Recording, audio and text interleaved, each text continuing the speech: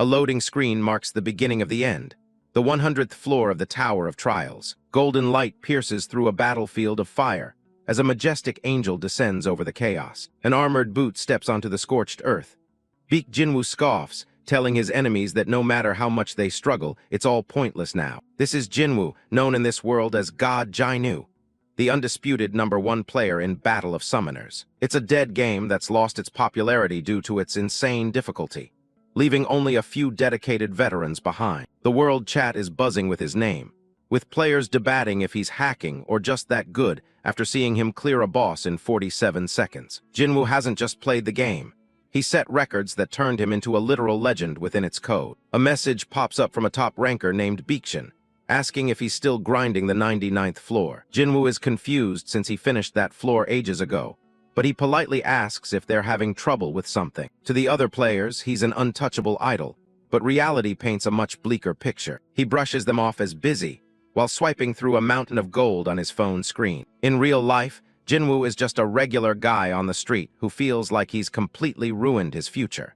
He's determined to quit for good as soon as he clears this final floor. He spent 10 years obsessed with games, skipping college and avoiding a real job while his parents watched in silent disappointment. Now at 24, he's finally decided it's time to grow up and start acting like a functioning human being. He's treating this final run like a rehabilitation program.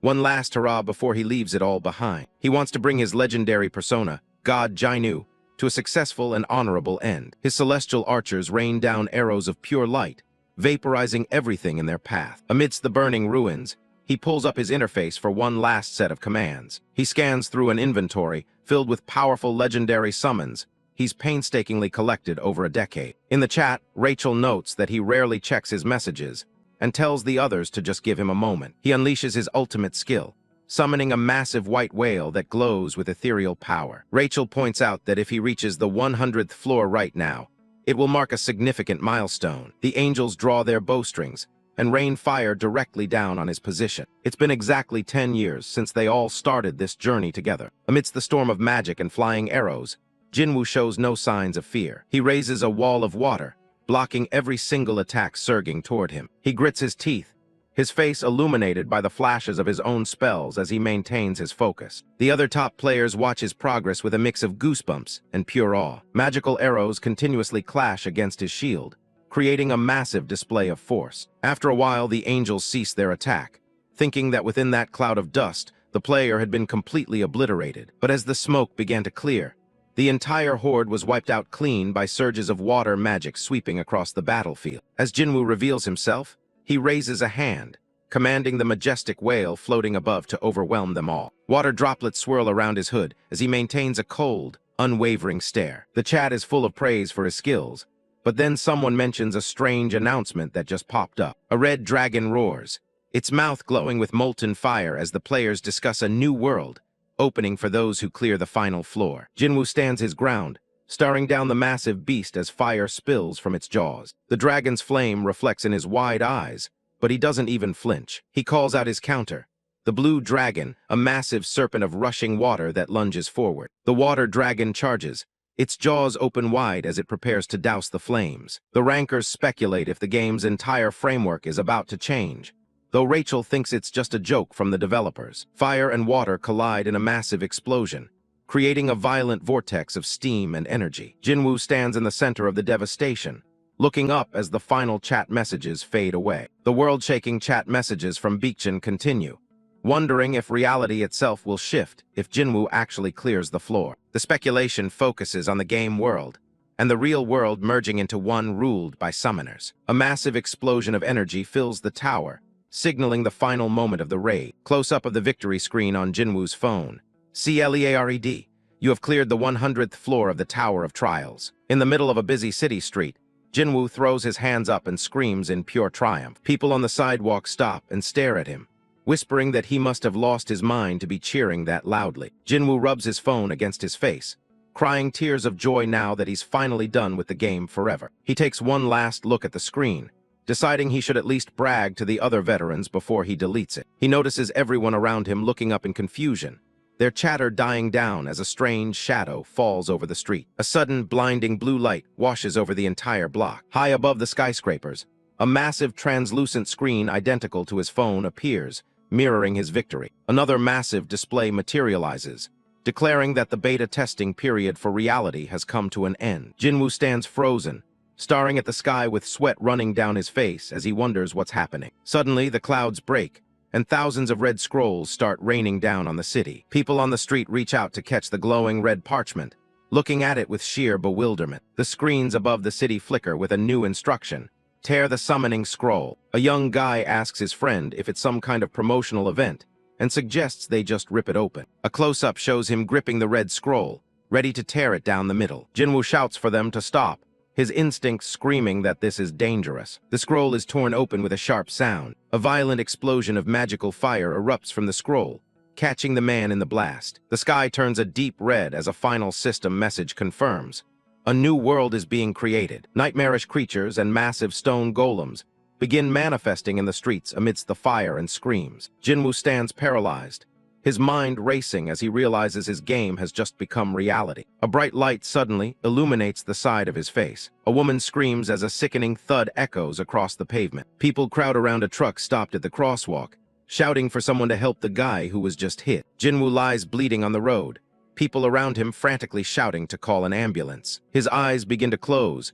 as he curses the game with his final breath before passing out. His cracked phone lies on the ground, still displaying the notification that a new world is being created. 3 years later, a hospital TV reports on South Korea's continued struggle in the international player leagues. A pale hand resting on a hospital sheet suddenly twitches. Jinwoo's mother drops her apple, her expression turning into one of pure shock as she looks toward the bed. The peeling knife clatters against the floor as she realizes what's happening. Jinwoo is finally awake, staring at the ceiling with wide, confused eyes and bandages around his head. His mother frantically calls for his father and a doctor as they both rush to his bedside. Jinwoo is stunned to learn that he's been in a coma for 3 whole years since the accident. His father introduces him to his own personal summon, a small pebble golem that waves at him. The golem helps with his father's delivery business, showing how much the world has changed while Jinwoo was asleep. On the news, Rachel, the current world rank 1, is interviewed about the global summoner status. Jinwoo watches the screen,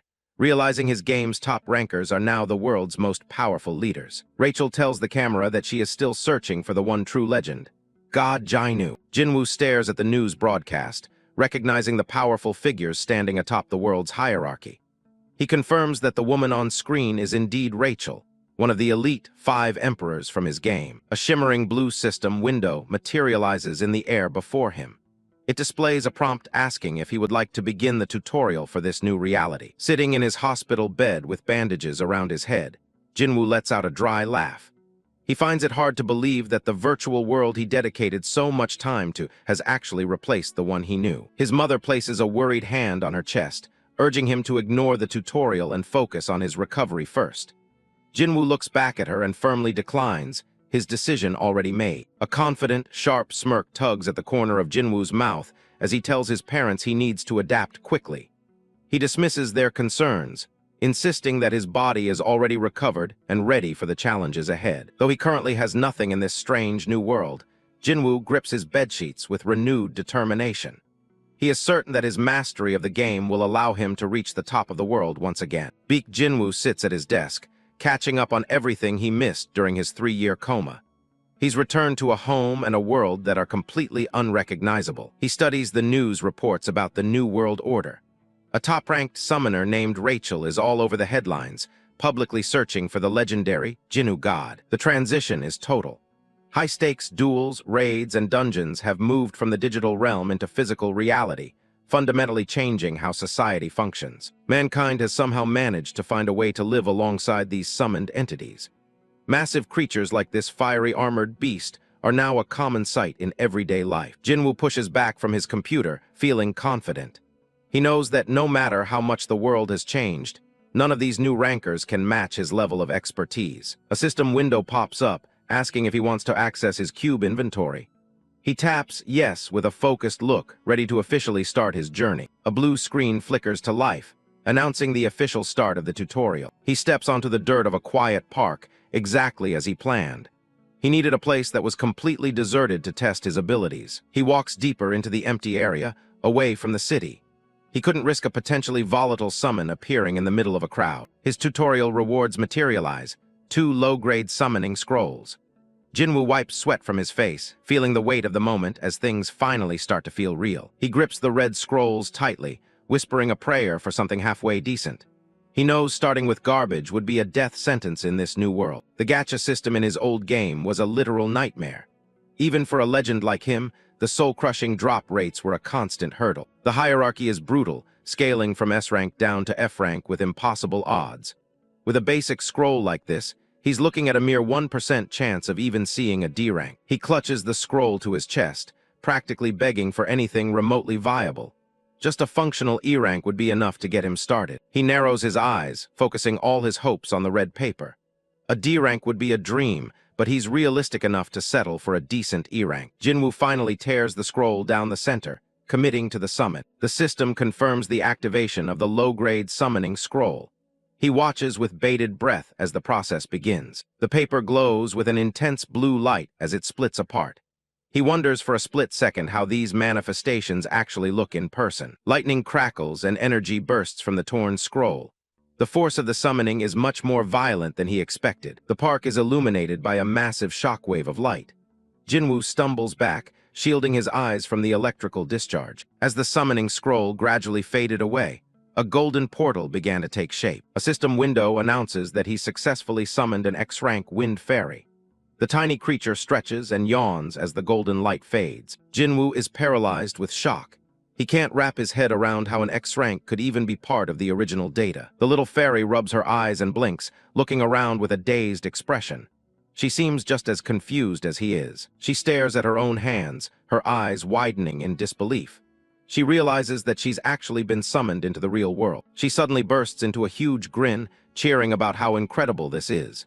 Jinwoo just stands there, watching her zip around the air in excitement. He is completely baffled by the situation. He never expected a summon to be able to talk back like this. He leans in, trying to get a better look at the tiny creature. Something about her seems strangely familiar. He asks if she's Lamba. The fairy stops in midair, her playful expression vanishing instantly. She looks at him with an expression of shock and dawning realization. There was only ever one person in the game who called her by that name. Her face flushes bright red as she stammers his old name, Jinwoo God. She can't believe it's really him. Lamba starts crying hysterically, screaming about how much she missed him. She lunges forward and clings to his face with all her strength. This fairy was a top-tier support unit back in the day. If you exploited her hidden mechanics and slotted the right runes, she was unstoppable. He remembers how she transformed his rookie days, boosting attack speed to game-breaking levels. He spent so much time with her that he eventually gave her the nickname Lamba. The gem on her staff glows with energy, representing the power she once held. He recalls how she was purged from the game during a massive bug fix in the first year. He stares at her, still confused as to why she's here now. He remembers being absolutely livid when the developers deleted a summon he'd spent an entire year perfecting. Checking her status window, he sees her rank listed as X, quarantined.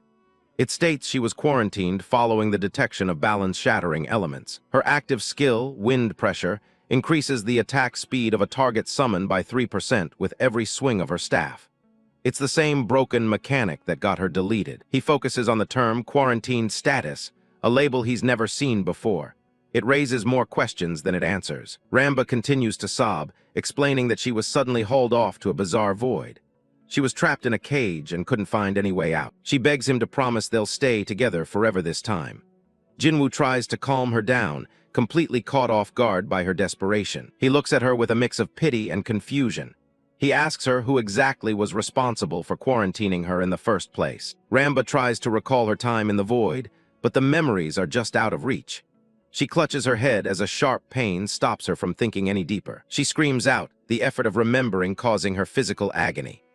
Jinwoo watches her with a worried look, wondering what kind of lock is on her mind. He realizes someone must have placed a cognitive seal on her. The fairy looks dazed, her distress contrasting with the floral background. Jinwoo asks her to just tell him whatever she can manage to recall.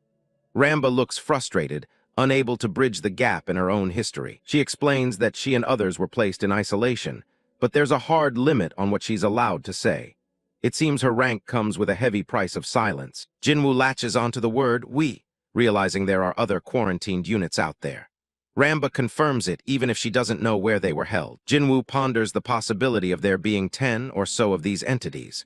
If they were all like her, the balance of the world would be shattered. He looks shaken by the realization. If his theory is right, he might be the only one who can bring back the game's greatest mistakes. He recalls the 10 specific summons that were flagged as bugs and deleted during his time at the top. A silhouette of a winged warrior appears in a golden frame. If every single one of those units was reclassified as an X rank, he's sitting on a gold mine of forbidden power. Another silhouette represents the potential hidden in his inventory. Ramba points out that he gets a window of opportunity every time he uses a scroll. The magic circles of the summoning system glow with a golden hue behind her. Jinwoo looks down at the torn red scroll at his feet. It seems these legendary units only respond to the scrolls that he personally activates. He looks determined, realizing his unique position. He's the only person on the planet capable of pulling these game-breaking X ranks. He wonders if this is a hidden perk for being the one to clear the 100th floor of the Tower of Trials. It's the only explanation for such a massive advantage. He decides to test his luck again, tearing a second low-grade summoning scroll. The blue light of activation surges through the paper. He wonders if every basic scroll he uses is a guaranteed X-rank drop. It sounds too good to be true, even for him. The light fades, revealing a massive blue hairy gorilla. The system identifies it as an F-rank hairy gorilla, and the beast lets out a thunderous roar. Jinwoo's shoulders slump. It seems pulling an X-rank is still at the mercy of the Gacha's RNG. He strokes his chin, realizing his strategy needs to remain the same as the old days. He needs to burn through as many scrolls as possible to rebuild his legendary roster. If he can reclaim every single X rank, he'll be even more invincible than he was during his prime as the One Heaven. Ramba flies over to the massive gorilla, still calling Jinwoo by his gamer tag. Tialgo stands tall beside her, ready for orders. Jinwoo tells her to drop the Jinwoo God title and just call him Jinwoo. Ramba looks confused, wondering why he'd want to hide such a glorious name. He explains that the alias is already world famous because of the 5 emperors. Using it now would be like lighting a signal flare for his enemies. He knows his 3-year absence has left him vulnerable. Red warning icons flash in his mind as he weighs the potential threats. If word got out that he was commanding X ranks, he'd be putting a massive target on his back. He needs to stay under the radar until he's strong enough to fight back. Suddenly, the air in the woods begins to ripple and distort. A massive portal tears open right in front of them, catching Jinwoo and his summons off guard. Tialgo lets out a roar of surprise while Ramba floats back, her eyes wide at the sudden manifestation. A system message appears, announcing that they are advancing to the next phase of the tutorial. The portal glows with a brilliant blue energy, officially generating the basic tutorial dungeon. Jinwoo looks at the swirling vortex with a grim expression. He clenches his fist, the gravity of the situation finally hitting home. He's actually going to have to go inside. He stares at the swirling core of the portal. Clearing 1,000 dungeons in a game is one thing, but doing it in real life is a completely different ball game. He wipes sweat from his face, admitting he's terrified of the transition from game to reality. At least his summons will be the ones doing the heavy lifting. He takes a deep breath and looks at his 2 summons. "Here goes nothing," he mutters, trying to find his resolve. Jinwoo leads the way, followed by Ramba and Tialgo as they approach the entrance. It's time to finally adapt to this new, twisted reality. Baek Jinwoo stands alone in the cavern, where the only sound is the rhythmic dripping of water from the stalactites. He takes a breath, adjusting to the damp chill and the heavy silence of the cave. The tunnel stretches out ahead of him, lit by a faint, unnatural glow that makes every shadow look like a threat. It's a lot more atmospheric and unsettling than it ever was on a computer screen. A system notification flickers into existence in front of him, glowing bright blue in the dark. It confirms his entry into the beginner dungeon, the first real hurdle since his 3-year coma. Jinwoo watches the interface flicker with a bead of sweat on his face. He knows that from this point on, there's no room for error. The game mechanics are now his reality. The system rolls out the basic rules for dungeon combat. To stand a chance, he'll need to form a team of summons, highlighting typical units like an ice golem or a gargoyle. Each team has a strict limit of 5 units at any given time. The visual of a golem facing off against a demon drives home the tactical nature of the battles ahead. He looks over his current options, which are looking pretty slim for a starter roster. The system asks if he wants to deploy Ramba and Tialgo to his first active team. Most players would wait until they had a full squad of 5 before stepping foot in a place like this. Entering with less is normally just a quick way to get your character deleted. Jinwoo thinks back to his years as a top ranker, grinding away at the game in his dark room. He's always been the type to rely on a solid plan over raw numbers, even when the odds are stacked against him. He narrows his eyes, focusing on the interface as if he were still back at his PC. This is a process he's performed tens of thousands of times in the game world, and he knows it by heart. His finger taps the yes button with total certainty. He's already got every step of this dungeon's walkthrough perfectly mapped out in his mind. Light flares as his two summons materialize in the cave. Ramba waves a hand with a wink, while Tialgo, a massive blue-gray ape-like beast, lets out a roar that makes the cavern walls tremble. Jinwoo moves deeper into the cave with Ramba fluttering alongside him. He's mentally checking off the specific types of monsters that usually spawn in this tutorial zone. A low, menacing growl vibrates through the air, stopping him in his tracks. Jinwoo tenses up, his eyes darting toward the shadows ahead. The system flags a hungry gray wolf prowling nearby. The mission is simple: defeat the beast and escape the cave if he wants to survive his first day. He stares down the predator, identifying it as an F-class gray wolf. It's the lowest tier of monster, but it still looks deadly enough to end him with one wrong move. A golden light sweeps over his body as the player protection system from the game activates. A semi-transparent hexagonal shield forms around him to absorb any incoming damage. He watches the barrier hum with energy, nodding that the logic from BOS has been implemented exactly as it was. But in this world, things feel a lot more permanent and dangerous. A stark red warning screen reminds him of the stakes. If that shield goes down and he takes a direct hit from a summon, there are no respawns. He'll actually die. The realization hits him hard, and a cold sweat breaks across his forehead. This isn't just a game where failure results in a simple game over screen and a restart. The gray wolf stalks closer, its eyes glowing with a predatory red light. It snarls, baring teeth that look sharp enough to tear through armor. Jinwoo throws his hand forward and gives the order to attack. Tialgo doesn't hesitate, lunging toward the wolf with his massive arm raised high. In an incredibly hilarious scene, as his gorilla just stood in front of the wolf screaming its head off, Jinwoo suddenly realized that the game was a far cry from reality. Jinwoo's heart sinks as he watches the gorilla move. From his perspective, the beast is moving far too slowly to catch the agile predator. He calls out to Ramba, needing a boost to bridge the gap. The little fairy nods, her playful expression vanishing as she prepares to support her teammate. Ramba twirls her staff, whipping up a vortex of emerald energy around her. She activates wind pressure, a skill designed to drastically increase a summon's attack speed. The swirling wind wraps around Tialgo, and he looks momentarily confused by the sudden rush of power. The magic infuses his frame, making his heavy limbs feel light as a feather. Tialgo's eyes glow a fierce yellow as the buff takes full effect. He feels the wind lifting him, cranking his speed to a whole new level. With a burst of speed, the gorilla rockets forward like he was shot out of a cannon. He's a blur of blue fur and green energy as he closes the distance in an instant. Jinwoo clenches his fist in satisfaction. Ramba's X-Class utility is every bit as broken as he remembered from his days at the top of the leaderboards. The wolf lets out a confused snarl, unable to react to the massive creature's sudden transformation into a whirlwind of motion. Up close, the beast looks significantly larger and more intimidating than any sprite Jinwoo ever fought.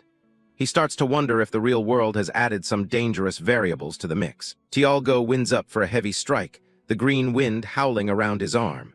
Jinwoo can only watch, hopping his F-Class unit can overcome the wolf's raw power. The two beasts collide in a chaotic blur of fur and claws. It's a raw display of strength that sends shockwaves echoing through the tunnel. They grapple in the darkness, snapping and clawing at each other with feral intensity. Jinwoo worries that real-world physics might throw a wrench into his perfect game data. A spray of dark blood paints the cavern walls as a blow finally lands. The sound of the impact is sickeningly loud in the enclosed cave. Tialgo's fist slams right into the wolf's snout, shattering bone. The force of the strike sends blood and teeth flying into the air, but the wolf counters, sinking its fangs deep into the gorilla's shoulder. They crash to the rocky ground together, locked in a desperate struggle for dominance. Jinwoo shouts for Ramba, his voice tinged with panic as his summon takes a hit. He needs her to push that buff to its limit right now. The wind fairy grinds her teeth, swinging her staff with everything she's got. She's pouring every ounce of mana into keeping the pressure high enough for a counter. Tialgo clenches his fist, the emerald wind swirling fiercely around his knuckles once more. He finds his opening while the wolf is still latched onto him. He delivers a crushing uppercut that snaps the wolf's head back. The beast's final howl is cut short as it's sent reeling back into the darkness. The wolf slumps to the ground, its strength finally failing after the intense exchange. The beast is beaten, but the battle isn't over just yet. Lamba prepares to put an end to this encounter, her staff swirling with bright emerald energy. She's not holding back as she readies the final blow. The little fairy unleashes a massive torrent of wind magic that lights up the entire cavern. Magic circles flare around her as she pours all her mana into the strike. Buffed with a dozen effects from Lamba, Tialgo leaps into the air with a deafening roar, his bulging muscles radiating the same green energy. He is about to deliver a thunderous strike down upon his target. The gorilla slams a heavy fist straight into the wolf, the force of the impact cracking the stone floor. The predator doesn't stand a chance against that kind of raw power. A relentless flurry of punches follows, ensuring the beast stays down for good.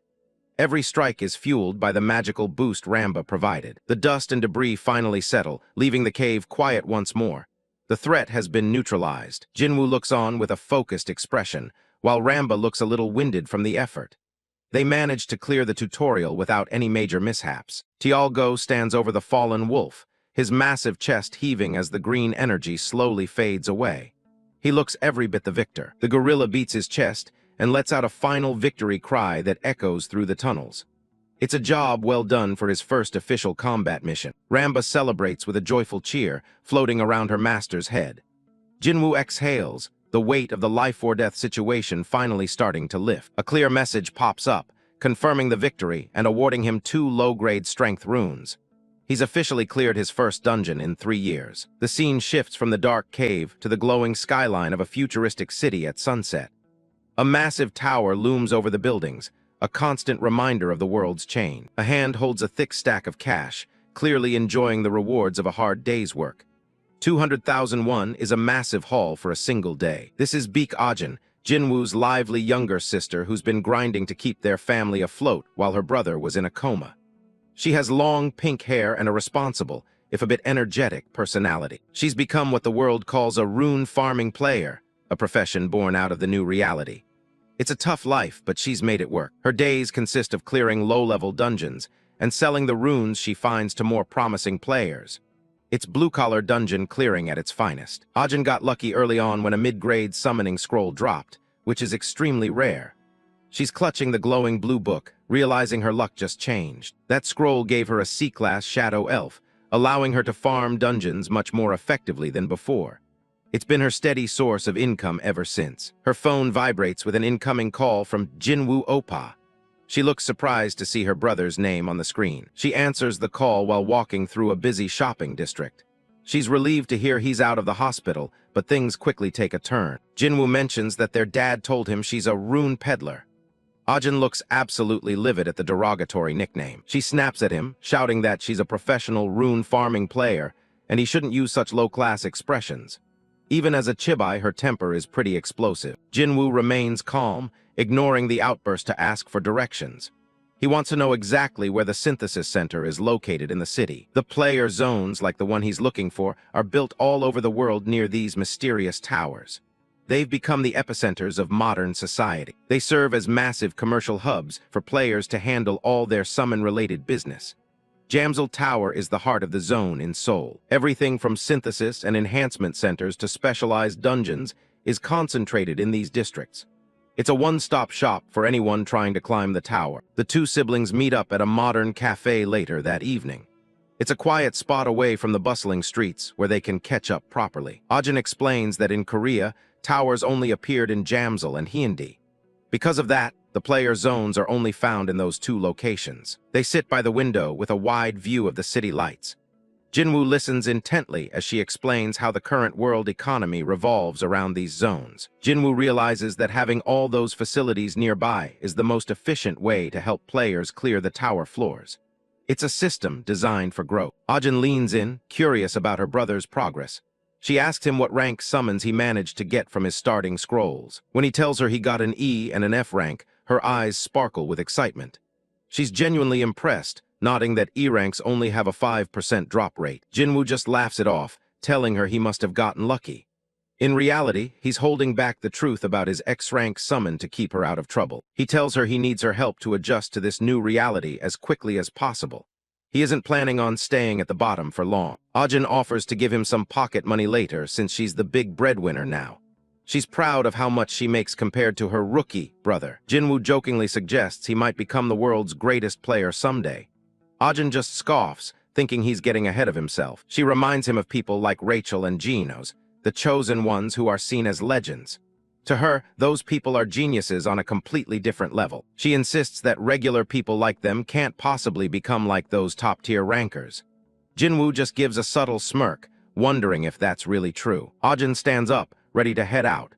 She tells him she'll show him the way to the synthesis center since he's so eager to see it. Jinwoo looks determined, his eyes reflecting a spark of ambition.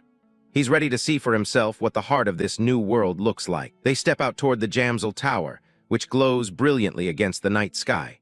It's a massive monument that holds both the trials and the rewards of this new era. The massive Tower of Trials looms over Jamsil, casting a long shadow across the neon-lit cityscape. It's a landmark that completely redefined the world's skyline. Baek Jinwoo walks through the area with his younger sister, Baek Ajin, who has long pink hair and a curious look. She's asking him about the new summon he just pulled, and he casually mentions it's a wind fairy. The mention of a wind fairy stops her in her tracks.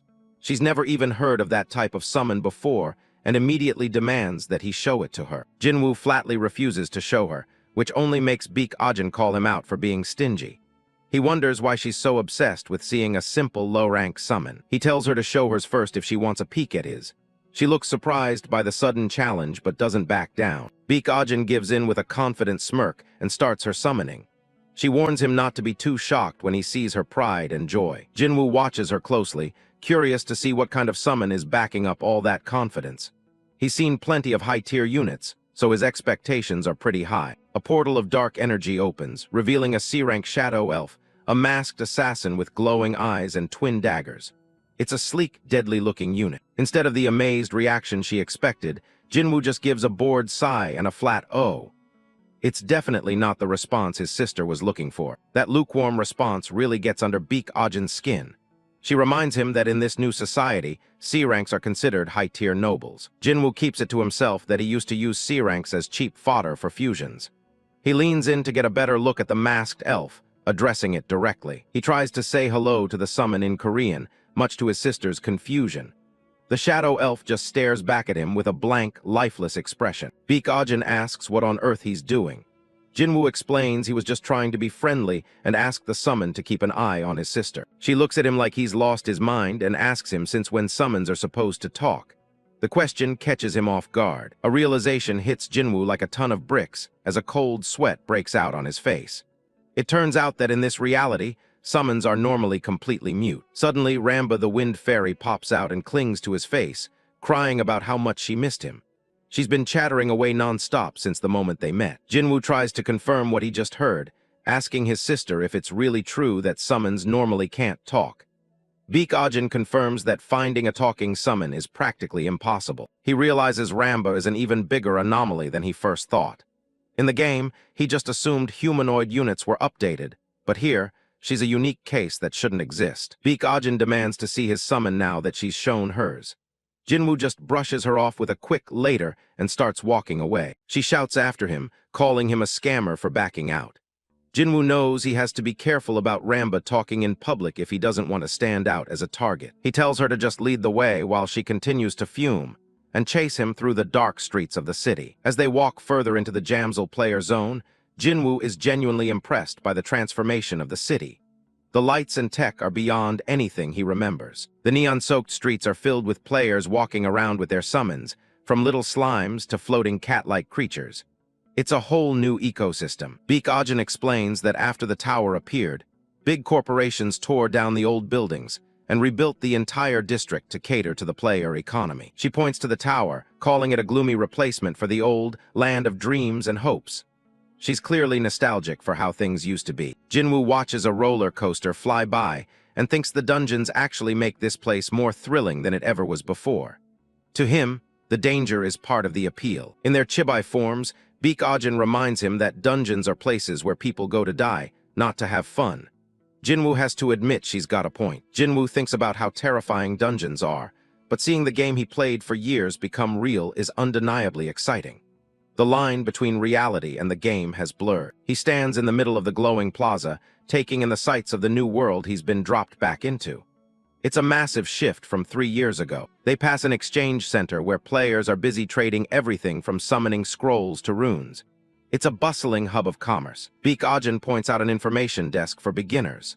Jinwoo is hit with a memory of his wealthy friend Baek, who used to buy him endless scrolls back in the day. She suggests he should go to the academy run by the player headquarters to learn the basics. She thinks he needs a fresh start. Jinwoo shuts the idea down immediately. As a former legendary player, he knows there's absolutely nothing those academies can teach him. Baek Jinwoo looks at him with a worried expression, still concerned about her brother's mental and physical condition after his long coma. Jinwoo waves her off and tells her to head home first, thanking her for the tour of the city. He's ready to do some solo investigating. He tells her he's going to explore a bit more on his own before heading back himself. She reluctantly agrees and walks away into the crowd. Baek Jinwoo thinks to herself that her brother has been acting really strange lately. She can't quite put her finger on what's changed. She clutches her chest, wondering if he's actually okay, considering he only just woke up from a 3-year coma. The worry is written all over her face. She eventually decides he's just trying to work hard in his own way to catch up, so she'll just have to keep a close eye on him from now on. She shouts one last time for him not to overdo it and to call her if he needs help. Jinwoo gives her a friendly wave and a smile. As soon as she's gone, his face turns serious. He looks around the empty corridor to make sure nobody is heading his way before he takes his next step. Once he's sure the coast is clear, he calls out for Lamba to manifest again. It's time to get some real work done without any witnesses. Lamba pops out of the summon with a bright shout, ecstatic to see Jinwoo again. She's definitely not whispering. Jinwoo immediately puts a finger to his lips, hushing the energetic fairy before she draws any attention. She looks completely stunned by the sudden demand for silence. He crouches low in the alleyway, darting his eyes around to make sure no one heard her. In this world, a talking summon like Lamba is a massive secret he needs to guard. He leans in close, giving her a stern warning that talking while they're out in public is strictly forbidden. The fairy looks a bit nervous as she tries to process the new rules. In chibai form, Jinwoo makes it very clear. She's only allowed to talk while they're inside dungeons. Lamba nods frantically, finally getting the message. Once she's settled, she asks if she should start getting their things organized for whatever comes next. Even if she has to stay quiet, she's still eager to be useful. Jinwoo slumps down in the shadows of the alley, letting out a heavy sigh as he pulls out his phone. Lamba hovers right next to him, keeping him company in the dark. He pulls up his bank account, and the screen shows a miserable balance of just 12,500 won. It's barely enough for a single meal, let alone a player's gear. He stares at the numbers, lamenting how low his life has fallen. Starting over from a 3-year coma with nothing but $10 in his pocket is a rough beginning. He thinks about his tiny fortune as the screen shows an artistic shot of falling bills and a ticking clock. It's a painful reminder of everything he lost during his accident. Jinwoo drops his head into his hands, swearing under his breath at his current state. He knows he needs initial capital if he ever wants to start running serious dungeons. He briefly considers asking his parents for help, but he immediately shuts the thought down as nonsense. He has a flashback to his mother, looking exhausted while washing a mountain of dishes. He thinks of his father, wearing a hard hat and sweating under the weight of heavy pipes at a construction site. They're already working 3 jobs just to keep their home. The image of his mother smiling through her fatigue at her market job hits him even harder. To him, asking them for a handout would make him feel like less than a beast. Jinwoo looks down at his phone with a newfound resolve burning in his eyes. He decides right then that he can do this on his own, even if he has to start from the absolute bottom. He recalls his old legendary title, Jinwoo God, the top ranker who never spent a single cent on the game. He was a master of the non-spender grind. He stands tall in the alley, his face illuminated by the glow of his phone. If he could dominate a pay-to-win game with 0 spending, he can definitely conquer this new reality. A fierce determination takes over his expression as he vows to climb his way back up. He's not going to let a 3-year gap stop him from reclaiming his throne. Suddenly, his phone vibrates with a notification that leaves him completely speechless. A deposit of 500,000 won has just hit his account. Jinwoo stares at the screen in pure shock, wondering where that kind of money could have possibly come from. For a second, he even wonders if it's some kind of player benefit. A series of text messages from his mom pop up. She heard from his sister, Baek Jinwoo, that he was already trying to work, and she wanted him to at least have an allowance. The realization hits him hard, and he can only whisper her name.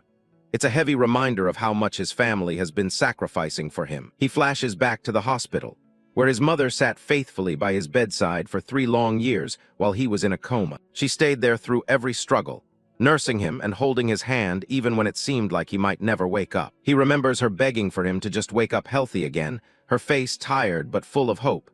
It's an emotional weight that fuels his fire. Jinwoo wipes his eyes, thanking his mother under his breath. He isn't just doing this for himself anymore. He has a debt to pay. He clenches his fist with a grim look of success.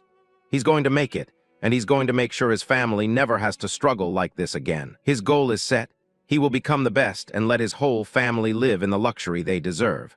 No more construction sites or restaurant shifts for them. He pulls up a holographic shop menu in the dark alley, scrolling through various scrolls and potions. Every second is precious if he wants to catch up to everyone else. To get the materials he needs for real growth, he knows he has to start running dungeons immediately. It's time to stop talking and start acting the part of a top player. Using the money his mom sent, he purchases 3 low-grade summoning scrolls and tears the first one open with a sharp rip. The scroll manifests into a slime mass, an F-rank summon that looks like a miserable, blue, oozing blob. It's a humble start for his new team. He opens the next one and obtains a horned butterfly, another F-rank.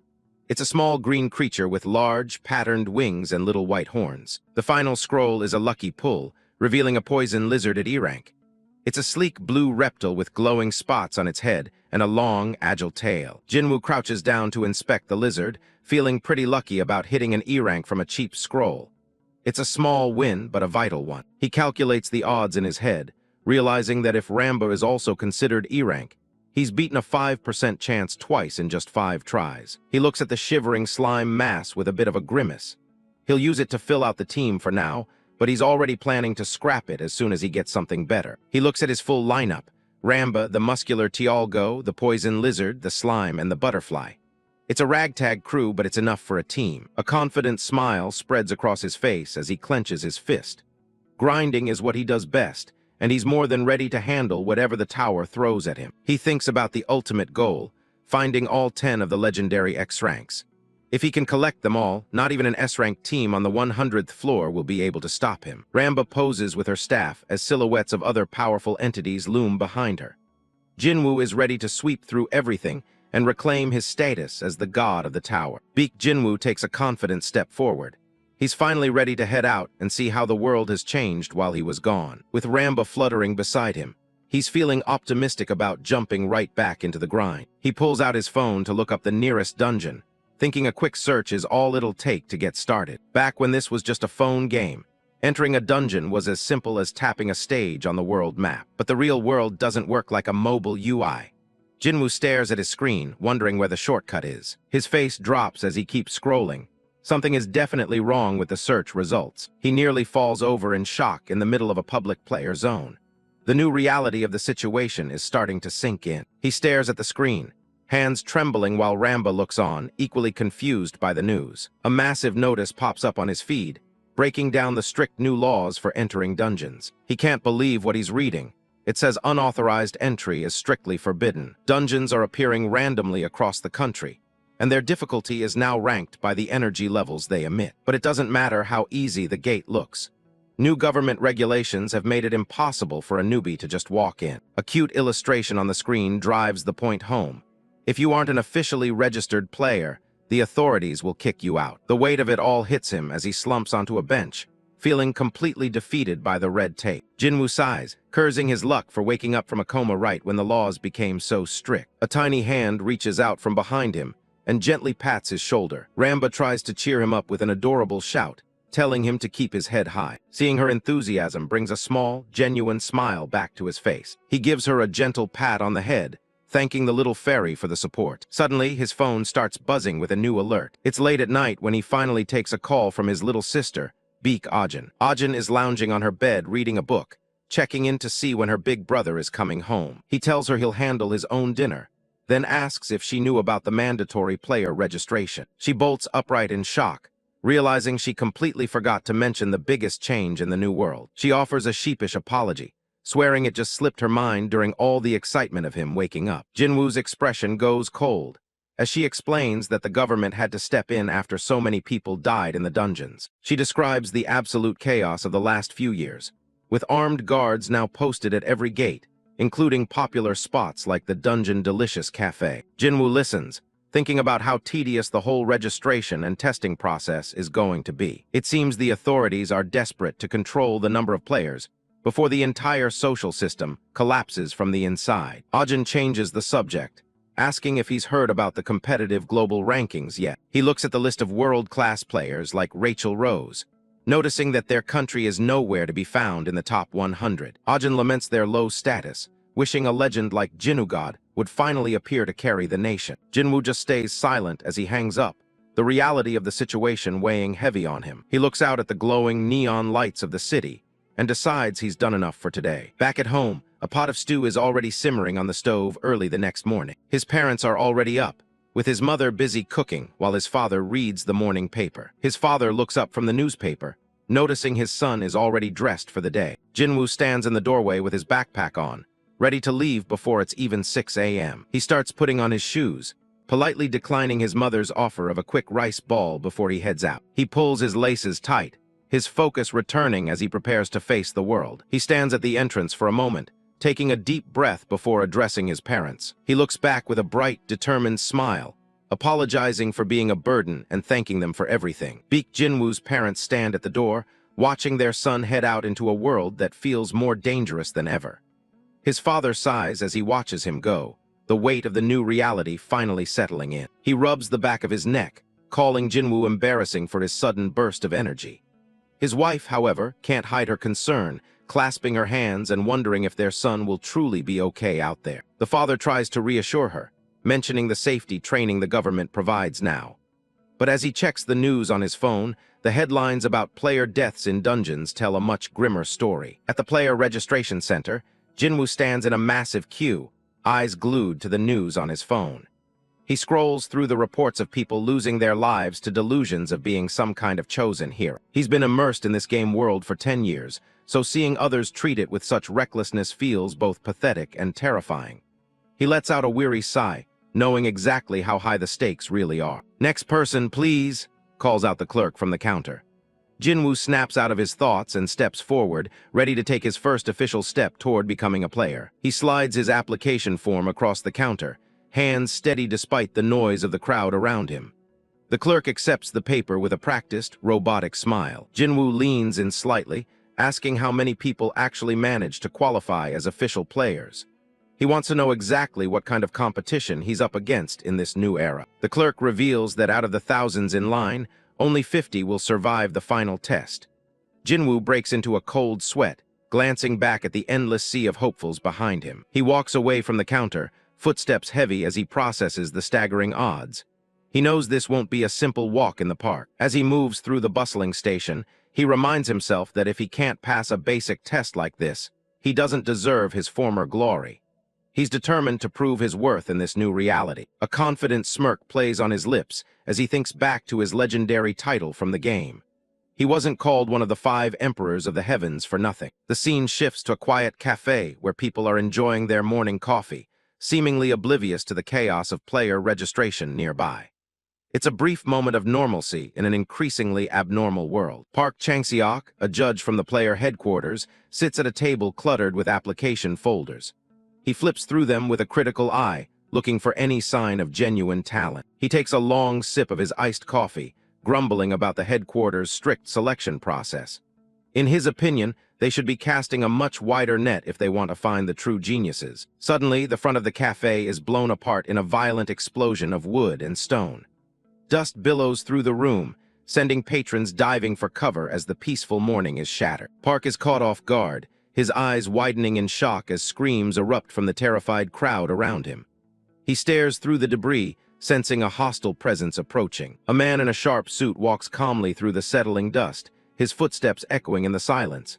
He greets Park Chang-seok by name, his voice dripping with malice. Standing behind the intruder is a massive, red-skinned ogre and a grotesque flying eye bat. The unnamed gang member mocks Park, noting how relaxed he looks despite the loss of his brothers. Park glares at the man, his jaw set, as he realizes he's dealing with a complete lunatic.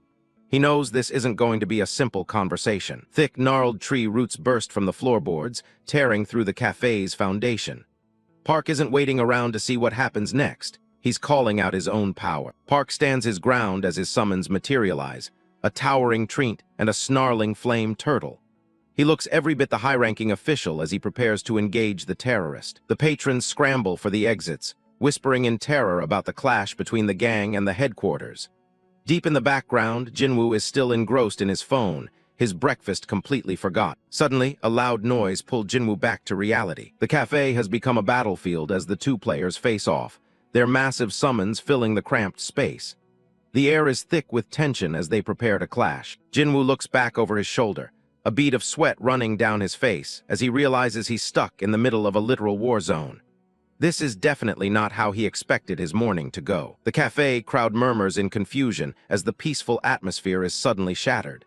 Something big is going down, and no one knows what's happening. Civilians huddle together, panic setting in as they realize they might be in the crossfire of a deadly encounter. One guy recognizes the man facing down the threat. It's Park Chang-seok, a legendary figure when it comes to dealing with gangs. Baek Jinwoo stands in the background, looking more annoyed than scared as the situation escalates. He just wanted a quiet moment, but reality has other plans. The unnamed gang member stands tall, his massive blood orc and floating Ibat looming behind him.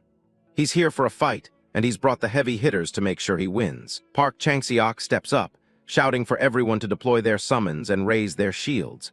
He knows a gang using high-level summons like this is a code-red emergency. Blue hexagonal barriers flare up as everyone tries to protect themselves. Jinwoo stays back, keeping a close eye on the unfolding battle while his own shield activates. Jinwoo quietly calls for Lamba, Wind Fairy, as he assesses the threat. He needs his own support ready just in case things get even messier. Lamba pops into existence, tilting her head as she tries to make sense of all the yelling and magic. She looks ready to help, but Jinwoo has other ideas. He quickly brings a finger to his lips, signaling for her to stay completely silent. They have a deal about her not talking in public, and he's not about to let her break it now. He whispers a reminder about their promise, while Lamba looks back with a pouty, slightly annoyed expression. She's got plenty to say, but for now, she'll stick to the rules. The gang member smirks at Park Chang-seok, mockingly calling him an apostle of justice before getting down to business. He's clearly enjoying the fear he's causing. The massive blood orc roars, stomping forward and swinging its heavy weapon. The sheer power behind the move sends tremors through the cafe floor. Jinwoo ducks behind a table, deciding that staying low and watching is his best bet. Getting involved is just going to be a giant headache he doesn't need right now. He watches the exchange with narrow eyes, curious to see how the pros of this new world handle a real combat scenario. It's a good chance to gather some data. A barrage of fireballs streaks through the air, courtesy of Park's flame turtle summon. They light up the room as they head straight for the enemy orc. The fireballs collide in a massive explosion, filling the space with blinding light and heat. It looks like a direct hit that should have ended things. But as the smoke clears, the orc is still standing, completely unharmed. A strange red glow pulses across its skin, signaling that something is protecting it. The gang member laughs, taunting Park for such a weak effort. He's fully confident that nothing they throw can break through his summon's defense. Park Chang-seok grits his teeth, his frustration evident as his best attack fails to leave even a scratch. He's starting to realize this fight isn't going to be as simple as he thought. Observing from behind, Jinwoo has identified the issue with this battle. He already has dozens of ways to pierce through that orc's defense. Watching the struggle, Jinwoo couldn't help but feel a twinge of disappointment, inwardly cursing the tactic as absolute trash. To him, the mistake Park was making was as clear as day. In the back, people began whispering that Park was being backed into a corner, and if things continued this way, the congressman would surely lose. The situation was growing more dire by the second. Jinwoo hesitates, weighing the risks of stepping in. If he helps out, he'll definitely be dragged into a mess of paperwork and attention he wants to avoid. The orc's axe comes down again, a massive blade of steel that threatens to end the fight for good. The danger to the civilians is getting too high to ignore. The heavy blade swings through the air, kicking up dust and debris as the orc continues its relentless assault. The sound of the impact is deafening. Jinwoo stares blankly for a moment, the gravity of the situation finally sinking in. If he doesn't do something, people are actually going to die here. He realizes his hope for a quiet life is about to go up in smoke if he gets killed in some random cafe skirmish. He has to take action, whether he likes it or not. Jinwoo finally stands up and calls out to Park, who immediately tells him to stay back because it's way too dangerous.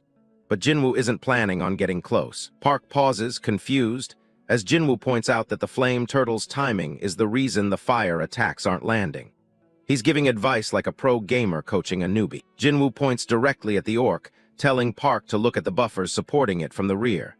He's seen this mechanic 1,000 times in the game. He identifies the real problem. The IBAT is casting a fire resistance buff every time Park tries to attack with fire.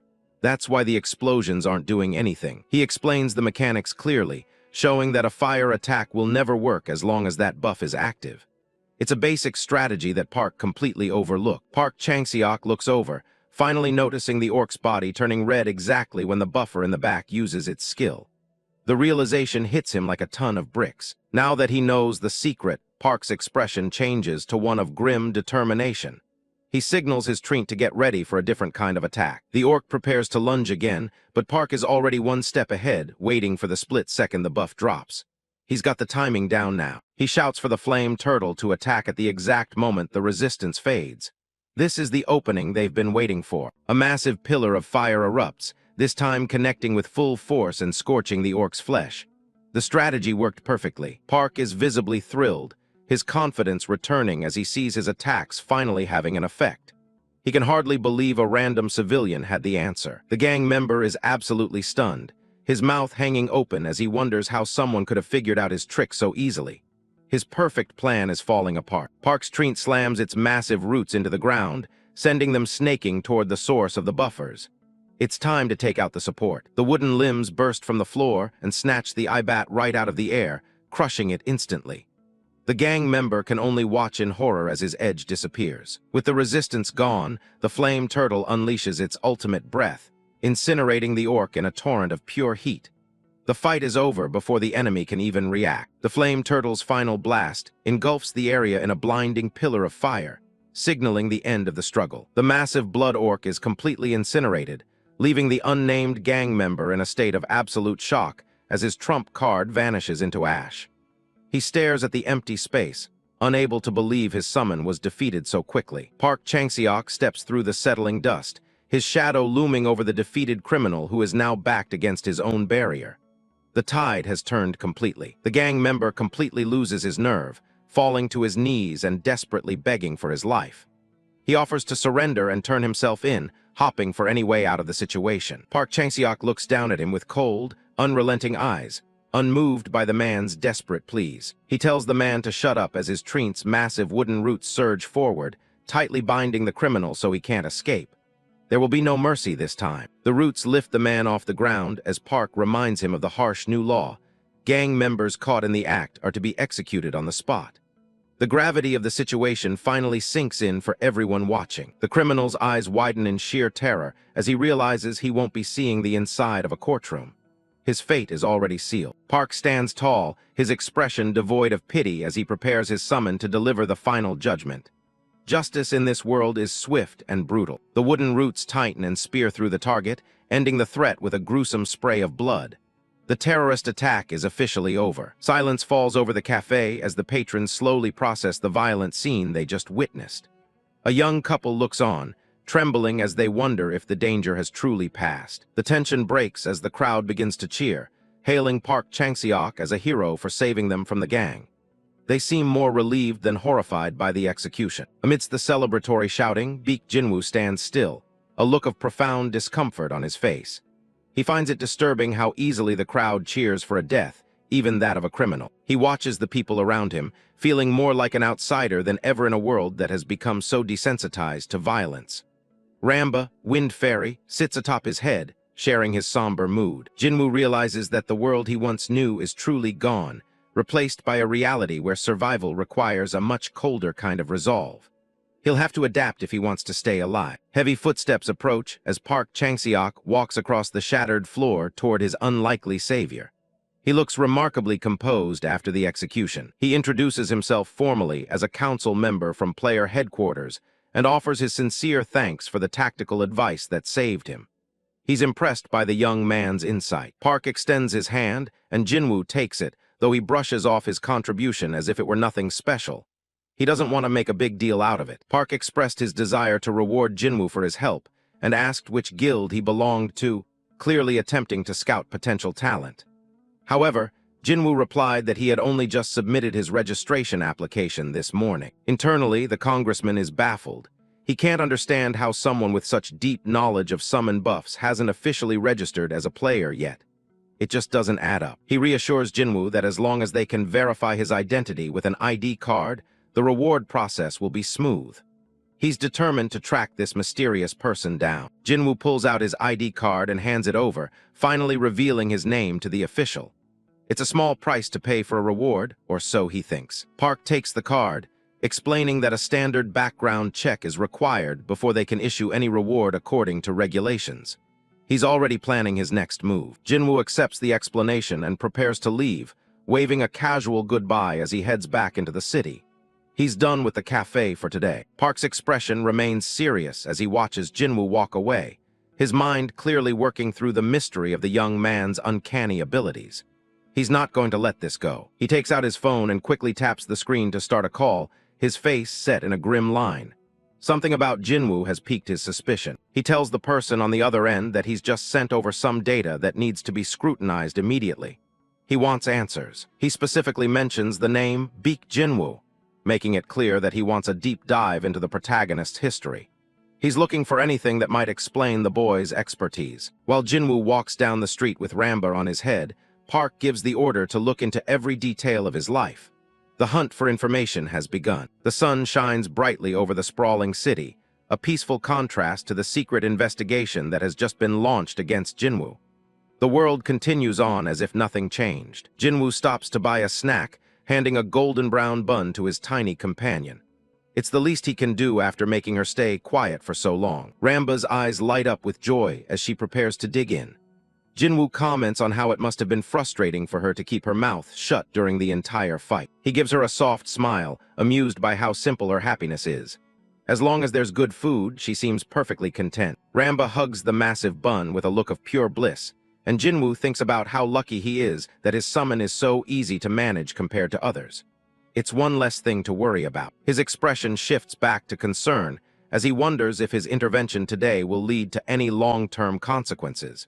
He really didn't want to draw any attention to himself. He thinks back to the Blood Orc attack, acknowledging that he hadn't planned on getting involved until he saw the players struggling with basic mechanics.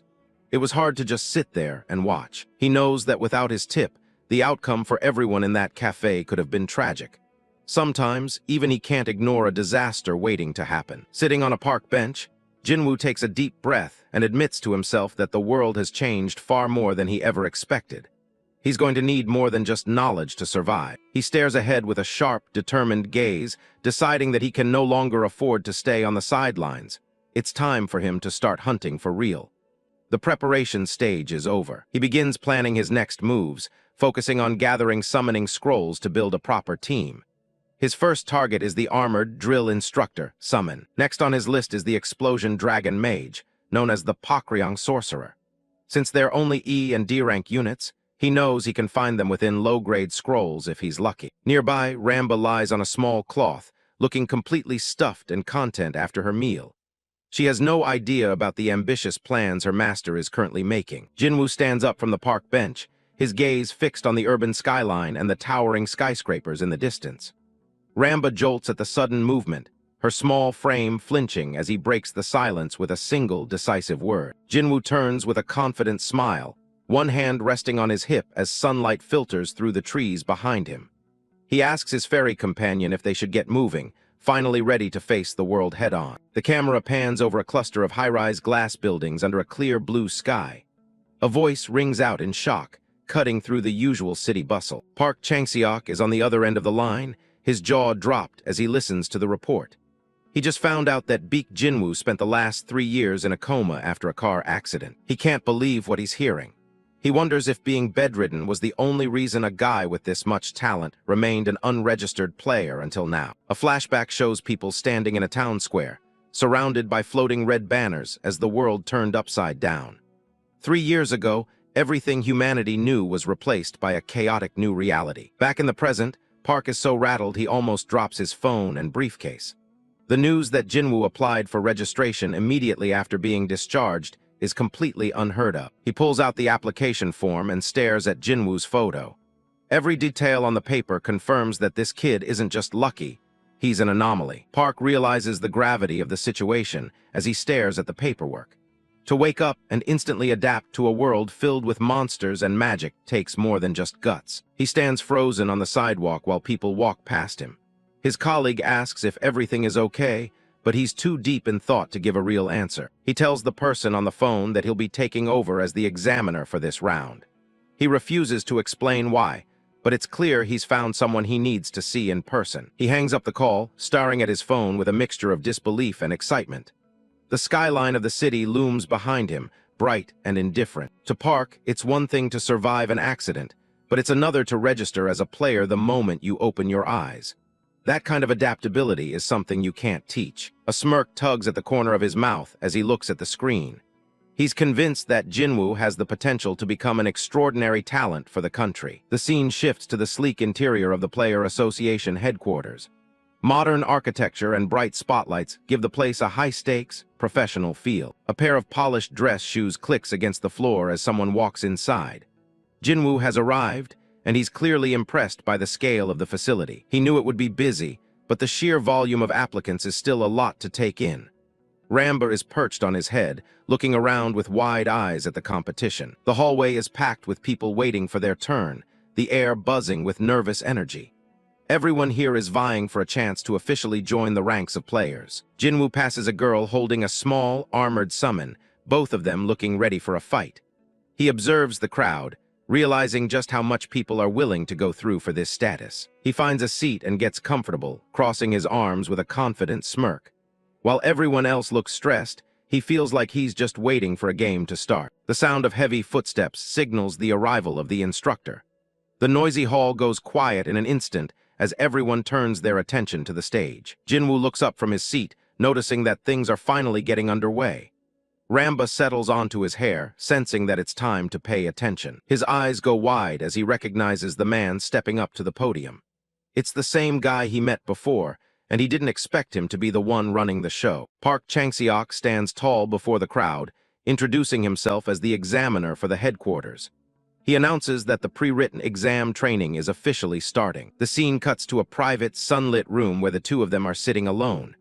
The tension from the auditorium is gone, replaced by a more personal atmosphere. Park laughs, calling their meeting a twist of fate. Jinwoo sits across from him, admitting he never would have guessed a high-ranking official would be his examiner. Park leans back with a grin and asks how the training session went.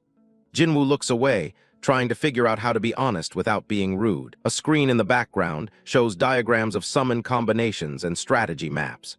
This is the advanced curriculum being taught to the next generation of players. Jinwoo looks completely unimpressed, while Lamba has literally fallen asleep on his head. To them, this lesson is about as exciting as watching paint dry. Lamba snaps awake with a tiny yawn, looking just as bored as her master. She's clearly not finding any of this top-tier strategy very useful. Jinwoo realizes why everything felt so familiar. The government is teaching the exact same strategies he shared on game forums years ago. He can't believe they're using his old speedrun tactics as official study material. He forces a smile and tells Park that it wasn't bad, though he's secretly annoyed. Park looks relieved, glad to hear that his star recruit found the material acceptable. Park gets down to business, mentioning the reward application they discussed previously. He leans in closer, his expression turning serious. Before they move on to the rewards, he admits there's one thing he's been dying to ask. Jinwoo watches him closely, waiting for the catch. Park rests his chin on his hands, his eyes narrowing as he studies Jinwoo's reaction. He asks point-blank if Jinwoo was ever a gamer in the past. Jinwoo looks confused, repeating the term as if he's never heard it used that way.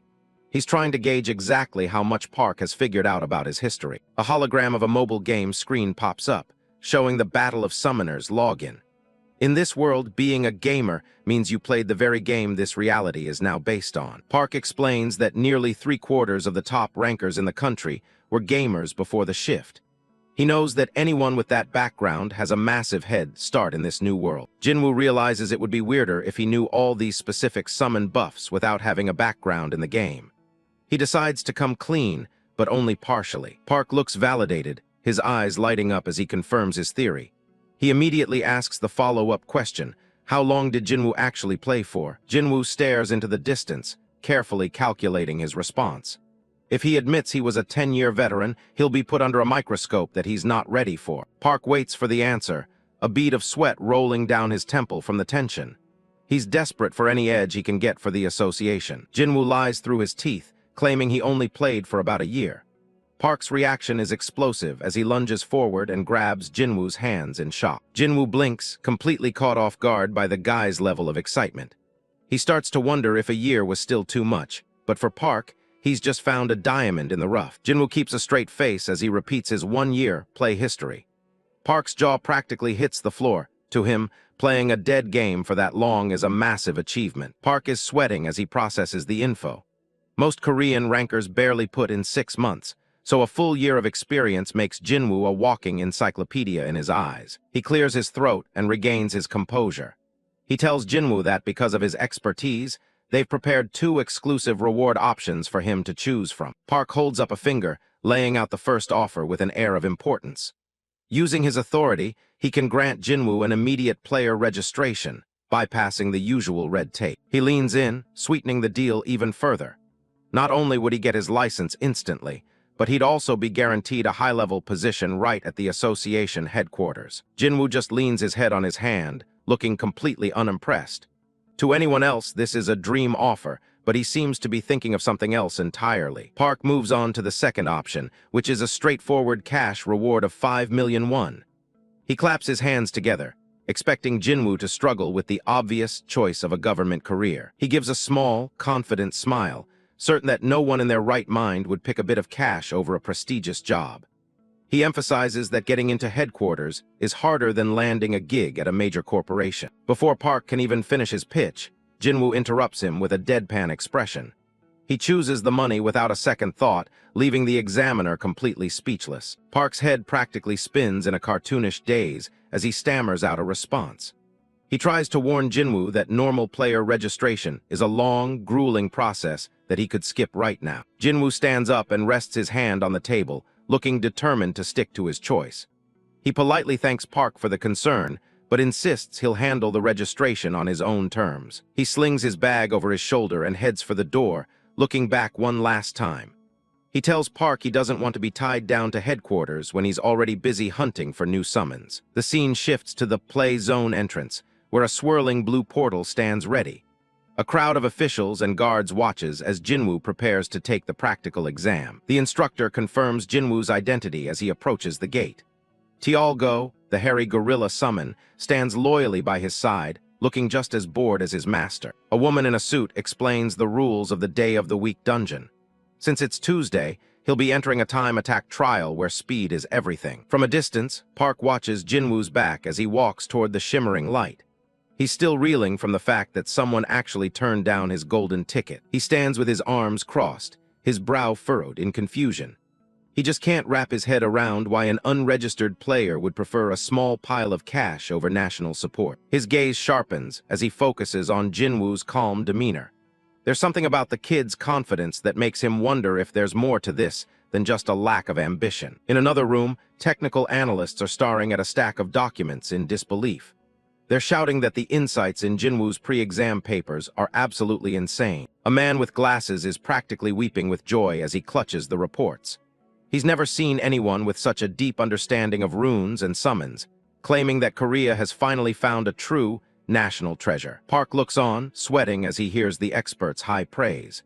He realizes that if Jinwoo performs as well as he writes, he could easily break into the national rankings. Park bites his thumb, the gears in his head turning as he second-guesses his earlier negotiation. He wonders if his offer was actually too low for a talent of this caliber. Back at the portal, the instructor gives the final word that the explanation is over. She gestures for Jinwoo to enter the dungeon and begin his trial. Jinwoo takes a firm step forward, his sneakers clicking against the pavement. The portal hums with energy, ready to transport him into the maze. He steps through the light and finds himself at the entrance of a dark, stone-walled labyrinth. Lamba floats beside him, looking ready for action as the clock starts ticking. A wave of energy pulses through the air as the dungeon activates. Bright blue lines of code and mana flicker around them, signaling the start of the time attack. Jinwoo stands composed, surrounded by a glowing aura of light. Tialgo squats beside him, his eyes glowing yellow as he prepares to unleash his power. A system window pops up with a warning. The room is crawling with highly toxic slimes. The goal is simple: defeat the monsters and find the exit as fast as possible. Jinwoo doesn't waste a second and calls out to Lamba. She cheers back, spinning her staff to start stacking buffs on their gorilla companion immediately. Tialgo lets out a primal roar as green aura wraps around his massive frame. Multiple speed and attack stacks appear over his head, turning the slow summon into a high-speed wrecking ball. The screen explains the layout of the Tuesday dungeon, which is essentially a massive, confusing maze. Purple, crown-wearing slimes lurk in the shadows, waiting for unsuspecting players. A cartoon graphic shows a beginner player looking lost and crying, while a timeout alarm blares. Most people fail this exam because they spend all their time wandering in circles instead of fighting. Jinwoo just gives a cold smirk as he looks into the darkness of the maze. To him, this isn't a challenge.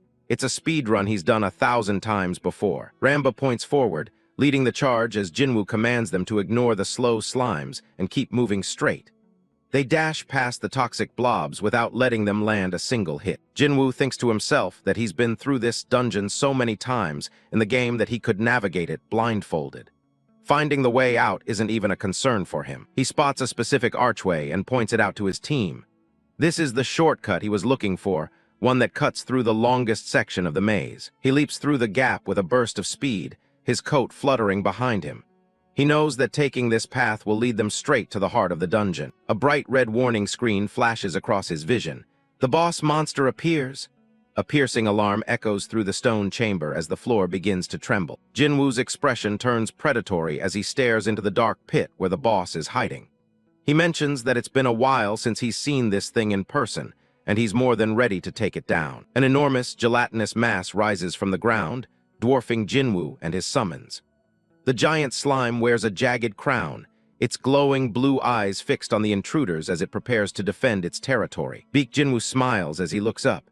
It's finally time for a real showdown with the boss. The great slime looms over them, a massive mountain of purple goo wearing a tiny crown.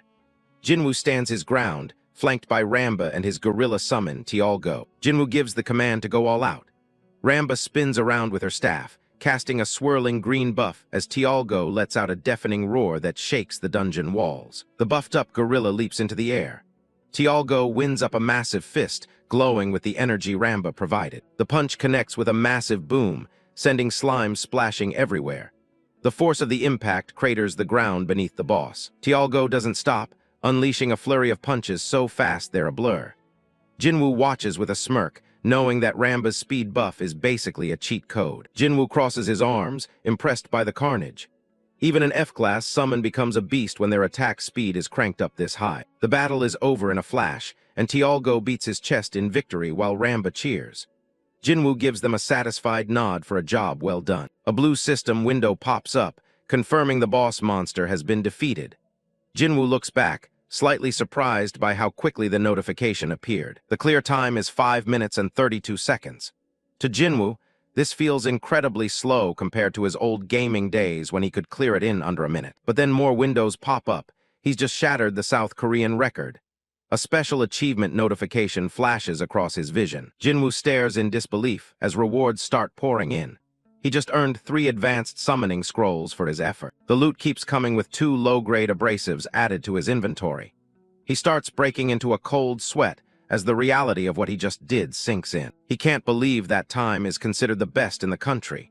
The bar in this world is way lower than he expected. Cut to the association monitoring room, where feathers of light seem to drift through the air.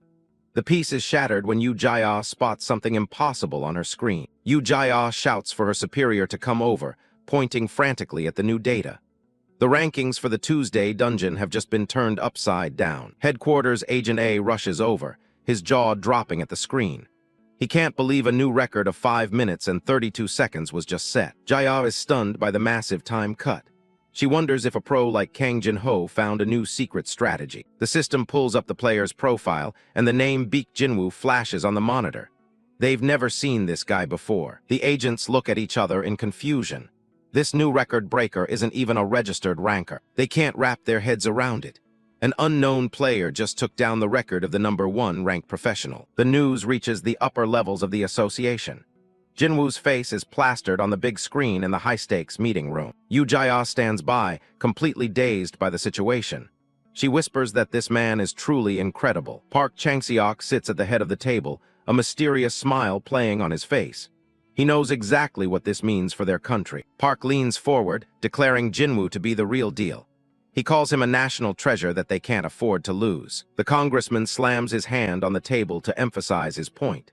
He's determined to secure Jinwoo at any cost. He warns the room that they must prevent him from leaving for another country. If South Korea wants to survive, they need talent like this. Park orders his staff to register Jinwoo as a player immediately. The other officials are taken aback, wondering if they should skip the usual matches. A ranking board shows how far ahead Jinwoo is compared to the rest of the nation. Time attacks are split into domestic and global categories, and he's just topped the first list. The previous top player in Korea, Kang Jin-ho, is now in second place with a time over 6 minutes. His silhouette fades into the background as his record is overtaken. But the global stage is a different story. The world's top player, Rachel, holds the first-place spot with a staggering time of just over 2 minutes. Jinwoo's image appears next to his summons as the association debates his potential. Surpassing the national record as a non-ranker makes a standard test seem pointless. Park argues that someone with this much talent deserves special treatment. He's not going to let bureaucracy slow them down. Later that day, outside the massive association building, the sky is clear and bright. A deep sigh of relief echoes through the air. Jinwoo is walking away, still processing the news. He's genuinely confused that a 5-minute clear was enough to break a national record. Suddenly, someone calls out his name from behind. Jinwoo stops and looks back as a man rushes toward him. It's Park Chang-seok, running with a huge grin and his arm raised. He shouts that he's been dying to meet the man who just made history. The congressman sprints across the pavement, sweating from the effort. He's clearly moved by the data he saw earlier. He catches his breath and tells Jinwoo how incredible that record-breaking run was. He's dying to know how he managed to do it in one single attempt. Jinwoo scratches his cheek, feeling a bit awkward about all the praise. To him, it felt as natural as a fish swimming in water. Park quickly reaches into his pocket and pulls something out. He tells Jinwoo he needs to take this right away. Jinwoo looks down at the card in his hand. It's an official player license. He's been fast-tracked and registered as a professional player on the spot. Park Chang-seok hands over the license, telling Jinwoo there's no more doubt about his skills. Jinwoo looks at his new ID, satisfied that things are moving along. The congressman then gets straight to the point, asking exactly how Jinwoo managed to break the record. Jinwoo keeps his eyes on the card, already calculating his response. Jinwoo lets out a small, non-committal sound as he thinks. He knows his response will determine how the government treats him from here on out. He grips the license tight, staring at his own photo. He knows that if he spills his secrets now, the power balance in the country would shift overnight. Jinwoo envisions a best-case scenario where he's treated like royalty. Sitting on a golden throne with money falling from the sky, he'd have all the wealth and honor he could ever want. But then he thinks of the worst-case scenario.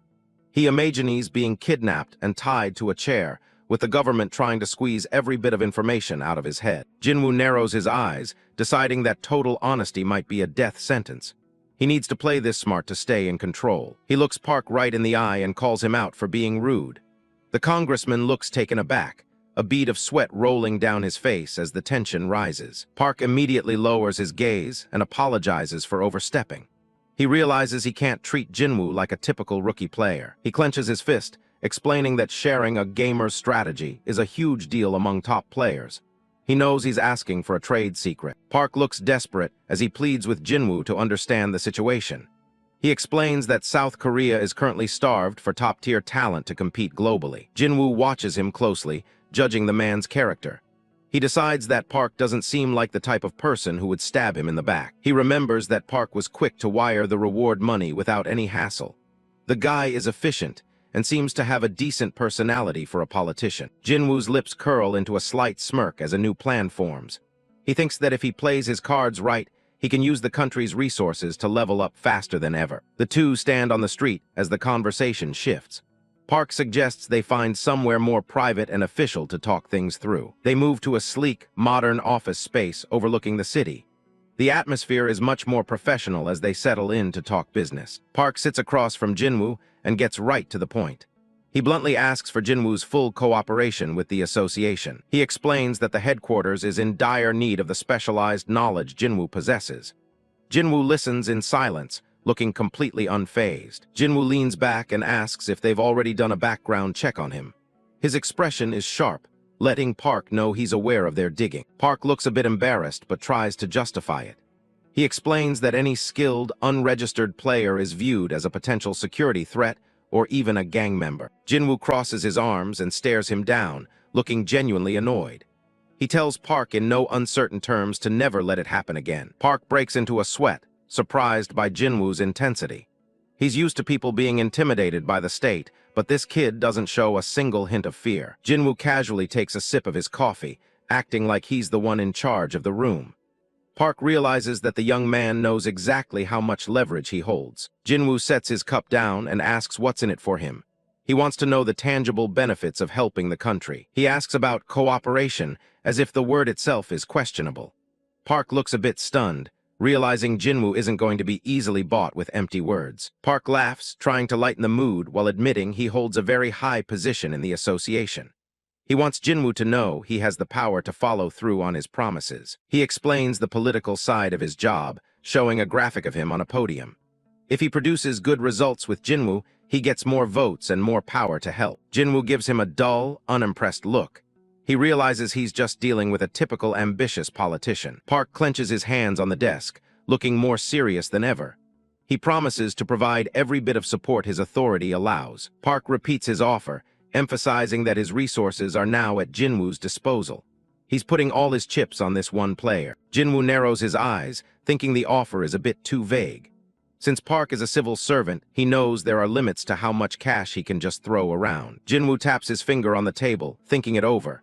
He finally tells Park that he has a specific condition in mind. He proposes a trial period of exactly 1 month. Park is visibly confused by the short time frame, asking for clarification. Jinwoo explains he'll focus on his own growth for a month and request help when he needs it. He wants to see if the association is actually useful to him first. If he's satisfied, they'll keep going. If not, he'll walk away. He even offers to return whatever resources he used or provide equivalent info if they part ways. Park can't help but smile at the sheer audacity of the kid. He realizes Jinwoo is essentially asking for a high-level secretary for a month. The congressman taps the table, accepting the terms with a smirk. He knows it's an audacious request, but he has no other choice. He thinks to himself that even if it's just for a month, there's a lot he can gain by staying close to Jinwoo. The potential payoff is just too big to pass up. They both reach out and shake on it, finalizing their 1-month agreement. The god of the old game has officially begun his climb in the new world. A fresh cup of coffee sits on the table, steam curling into the air. The meeting is just getting started. Baek Jinwoo leans forward, his expression dead serious. He tells the man across from him that there's something he needs to get straight first. He asks Park Chang-seok, congressman, to keep his record-breaking dungeon run a complete secret. He isn't looking for fame, he's worried about his own safety. Park Chang-seok, congressman, looks blindsided, a bead of sweat rolling down his face. He starts to argue that the association's headquarters would surely protect someone with his talent. Jinwoo doesn't buy it. He points out that if the headquarters can't even handle a petty street gang, there's no way they can protect him. The congressman clenches his fist on the table, conceding the point. He agrees to do everything in his power to keep the news from spreading. But he also issued a warning, stating that even with his assistance, the news might eventually leak out in small trickles. Jinwoo simply stood up and shrugged. A little bit of exposure didn't bother him at all. Jinwoo says his goodbyes and heads for the door. Outside, the city is bright and busy, a complete contrast to the quiet office he just left. As he walks away, Jinwoo pulls out his phone. He smirks to himself, satisfied that he's successfully secured the congressman's silence for now. He stops for a moment to check the loot he picked up earlier. A small smile plays on his lips as he prepares to see what he's earned. He swipes his hand across the air, bringing up a glowing holographic interface. The blue light reflects off his eyes as he scrolls through his inventory. The reward screen pops up, showing 3 high-grade summoning scrolls and 2 low-grade abrasives.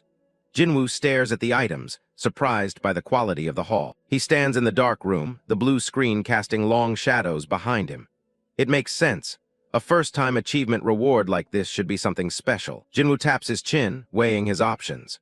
Part of him wants to use the scrolls right now, but gambling with only 3 feels like a waste when he could sell them for a guaranteed profit. He pauses, his eyes widening as a new idea strikes him. Something about the market just clicked. He pulls up the Player Web app, the exclusive marketplace for registered hunters. This is where all the high-stakes item trading happens. He remembers Park Chang-seok, congressman, giving him a glowing recommendation for a specific trade station while setting up the app.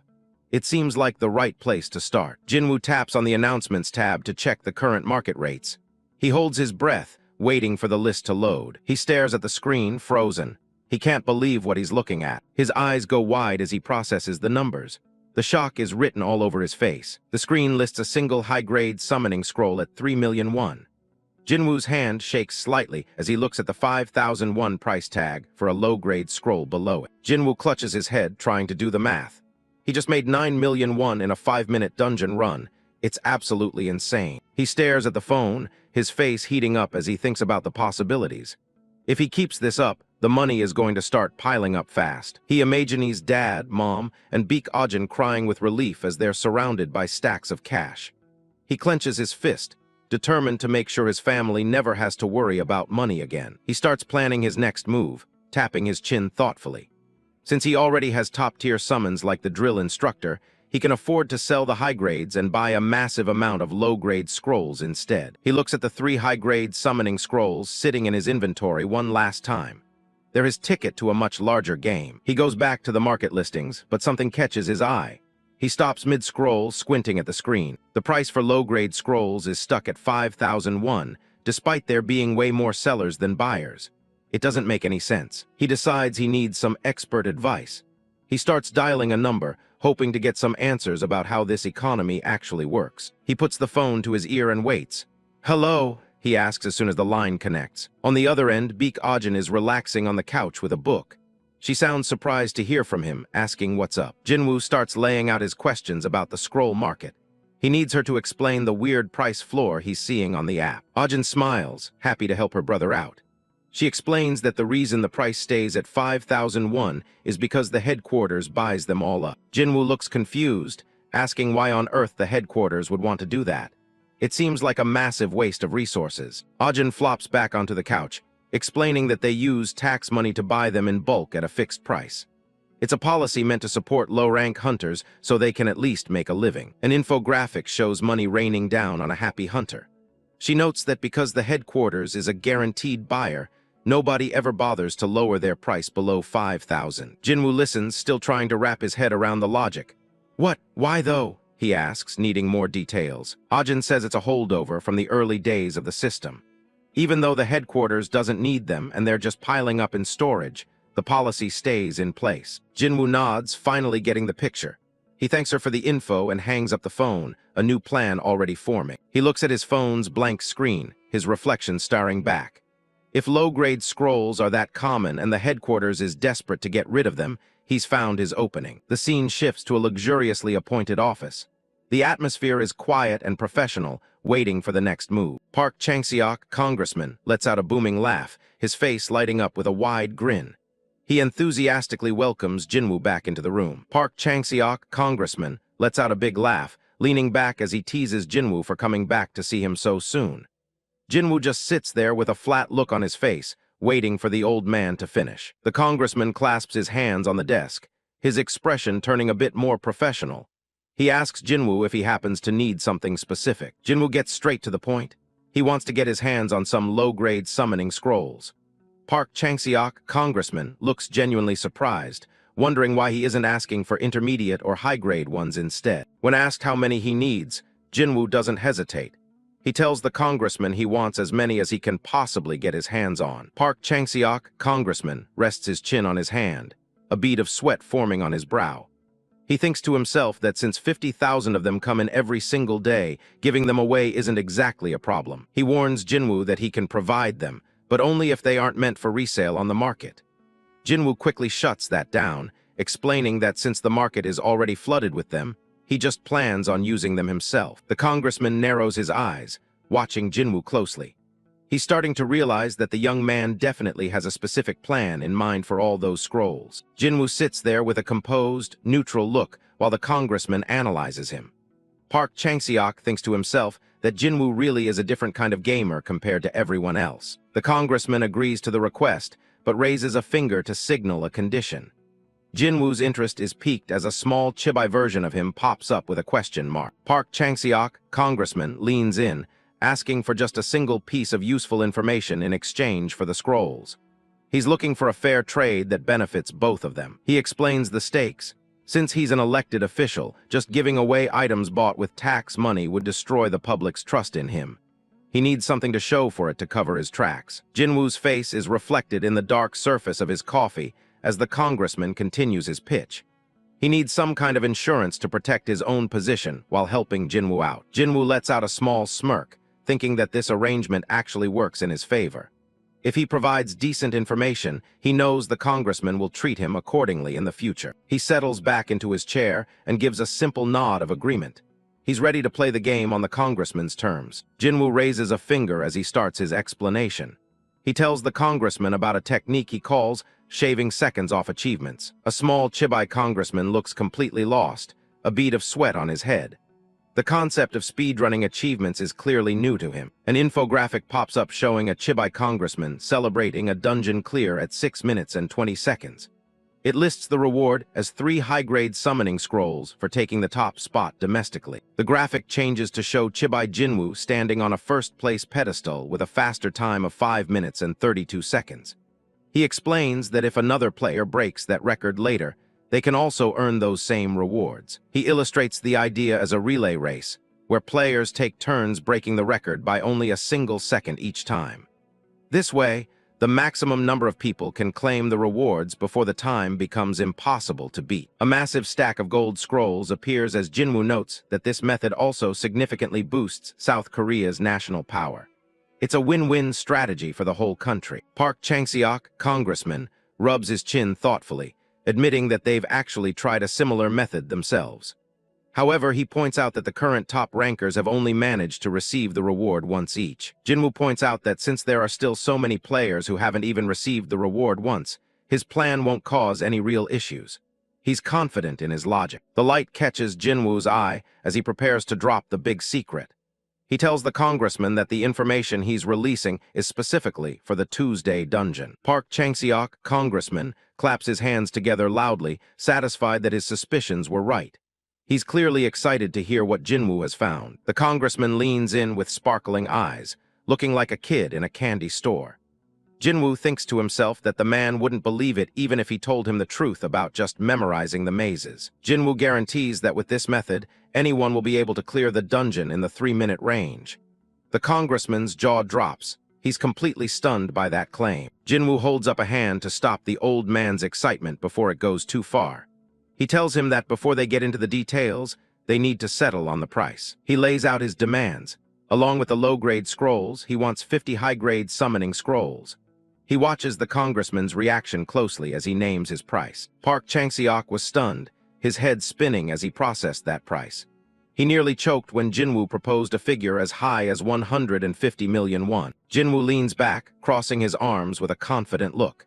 He argues that his price is actually a bargain, considering the rewards from his method can easily reach into the billions. A tiny chibi congressman sweats profusely, trying to wrap his head around the massive numbers Jinwoo is throwing out.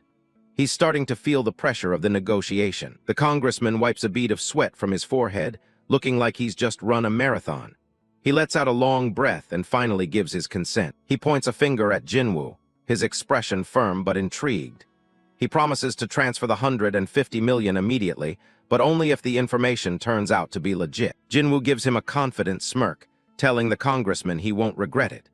He also makes sure to remind him about the 10,000 low-grade scrolls he expects every single day. The sun begins to set over the city, painting the sky in deep shades of orange and purple. A voice calls out to the congressman, letting him know that everyone has arrived. A group of men in crisp white shirts and black ties are gathered in an open field, surrounded by wooden barrels and gear. They're all wondering why they've been called for a sudden meeting at this hour. Park Chang-seok, congressman, laughs as he addresses the group, standing tall in the fading light. He tells them he's called them in because he has something very important he wants to test out. One of the men smirks, noting that the congressman wouldn't gather them all for just any ordinary experiment. They're all curious to see what he's got up his sleeve. The congressman asks if they've heard about the Tuesday dungeon record being shattered recently. One of the men nods, remembering the name Baek Jinwoo being all over the news. A chibai version of the congressman excitedly tells the group that he's managed to get his hands on a top-tier strategy from overseas. He mentions that he even tested it with Jinwoo himself, and the results were incredible. The men look at each other, stunned by the news. They ask if it's really true, finally understanding why he told them not to spread the word around. Park Chang-seok, congressman, gives a simple, confident nod. He's ready to show them exactly how it's done. Park Chang-seok, congressman, stands confidently in front of his people, the sunset glowing behind him. He declares that from now on they are going to totally crush the Tuesday dungeon. In a flash of blue light, a new summoned beast appears. It's a small, blue and yellow lizard with a long tail, identified as the key to clearing the dungeon. The congressman's subordinates look on in confusion. One of them asks if the little creature is just a spotted Komodo. On-screen text explains that the spotted Komodo is a monitor lizard-type summon, roughly the size of a human adult. It's typically categorized as a versatile unit capable of both tanking and dealing damage. A status window displays the B-spotted Komodo with a height of 170 cm. It reiterates its role as a balanced fighter in the dungeon. In a flashback, Jinwoo stares down at a tiny, unimpressive version of the lizard. He thinks to himself that it's a total dud, especially since its ambiguous stats usually make it a poor choice compared to other B-grade summons. The spotted Komodo's foot splashes into a pool of water with a heavy thud. Despite its reputation, it seems the users didn't know one crucial detail about its biology. A chibai-spotted Komodo happily munches on a giant, dead blue slime. Its main source of food is giant slimes, which just happen to be the primary obstacle in the Tuesday dungeon. The scene shifts to the exterior of a massive, modern office building as the sun dips below the horizon. The deal with the congressman is already starting to pay off. System alerts chime as the national records for the lower-level Tuesday dungeon are repeatedly broken. Park Chun-sik's clear time drops from 5 minutes and 31 seconds down to 5 minutes and 29 seconds. The congressman's subordinates are ecstatic, their faces flushed as they pump their fists. They reach the boss room in record time, proving the effectiveness of the strategy. The team celebrates by tossing a little spotted Komodo into the air like a hero. Park Chang-seok, congressman, watches with a satisfied grin, knowing this summon is a real moneymaker. A few days pass, and the quiet interior of an executive office is shown. The blinds are drawn, casting long shadows across the room. A major news headline on a tablet screen reports that Tuesday dungeon records in Korea are being shattered one after another. It questions if Park Chang-seok is the mastermind behind the sudden surge. Another news piece highlights the congressman's claim that he obtained this valuable information cheaply from overseas. The public is buzzing with excitement over the possibility of new national records. Park Chang-seok sits at his desk, fingers interlaced as he contemplates the news. He realizes that Jinwoo's value goes far beyond just being a talented first-year gamer. The congressman's eyes narrow with determination. He decides right then and there to form a special team dedicated solely to supporting and managing Baek Jinwoo. He holds a stack of documents, the top one featuring a professional photo of Jinwoo. He begins to consider which members would be best suited for this new unit. Standing over his desk, the congressman spreads out several personnel files. He points at the documents, deciding that these 3 individuals will be the perfect fit for the task. Close-ups of the 3 selected resumes are shown, featuring 2 men and 1 woman.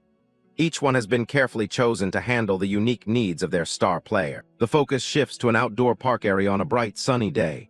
The sky is clear, and the atmosphere is peaceful. Jinwoo stares at his smartphone screen, his hand shaking slightly. His bank account balance has skyrocketed to over 167 million won. He's completely floored by how easy it is to make money in this world. Beside him, Lamba Wind Fairy is just as shocked, wondering out loud how much cream bread that kind of cash can buy. Jinwoo sits at a table with a laptop, a blue glow reflecting off his face.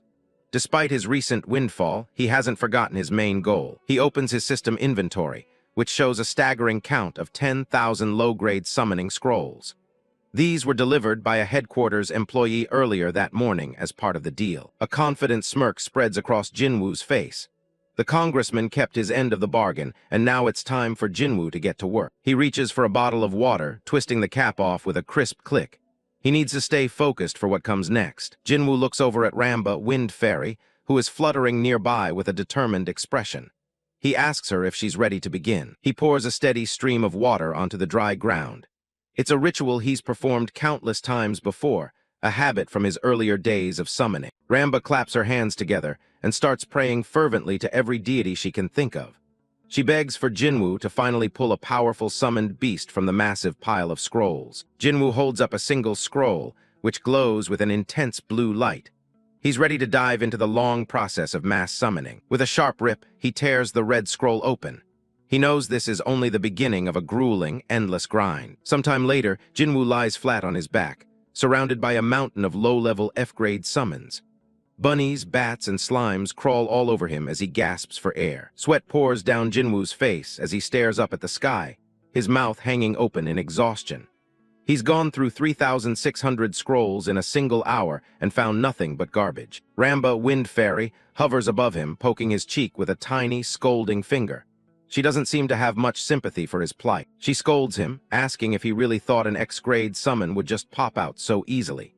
She reminds him that his luck was already spent when he summoned her on his very first try. Lamba continued to snap at him, shouting that her appearing on the first try was nothing but pure luck. He stood up, brushing off the dust as the summons vanished in flashes of light. He pauses, looking confused as Lamba mentions the summoning system. He admits he has no idea what she's talking about. Lamba sighs, looking at him like he's a hopeless amateur. She asks him if he really knows absolutely nothing about how the summoning mechanics actually work. An infographic appears, illustrating that there are exactly 10% as many summoned beasts as there are human players. With 8 billion people, that means there are over 800 million of those common horned caterpillars he keeps pulling. Lamba points her finger right between Jinwoo's eyes as she explains the catch. There is one very important detail he's missing. She explains that because they are currently under quarantine, there is only one specific individual of each type available. She strikes a pose, lecturing him on the rarity of certain summons. Baek Jinwoo is completely taken aback, shouting out in disbelief.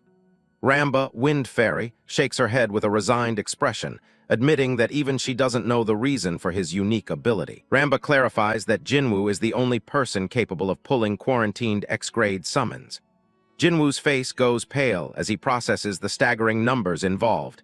Tens of thousands of beast types, each with hundreds of millions of individuals in the pool. A close-up of Jinwoo's eye reveals the sheer mathematical impossibility of his task, with a 0.0001% probability reflected in his pupil. He realizes he has to somehow draw the one and only X-grade from an ocean of nearly 1 billion common summons. Overwhelmed by the odds, Jinwoo collapses onto the ground in the middle of the park, looking utterly defeated. Lamba, Wind Fairy, hovers beside him, trying to put things into perspective by nodding that winning the lottery multiple times in a row would probably be easier. In a chibi-styled moment of comfort, Lamba hugs Jinwoo's shoulder and tells him not to lose heart just yet. She explains a key mechanic of the system. Once a summoned beast is pulled, it stays out of the pool until it is sold or discarded. A diagram illustrates her point, showing a massive pile of horned caterpillars with the final one, the 800 millionth, appearing at the top.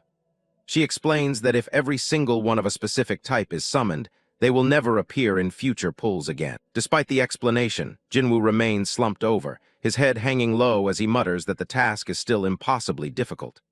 Lamba, Wind Fairy, floats silently near his ear, letting him process the scale of the grind ahead. A sharp close-up of Jinwoo's eye shows a spark of calculation returning to his gaze.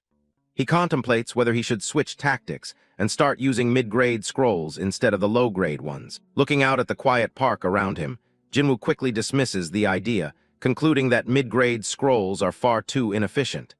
They are too expensive, and their scarcity in the market makes mass summoning with them impossible. Jinwoo stands tall, his hands clenched at his sides as he makes a final decision.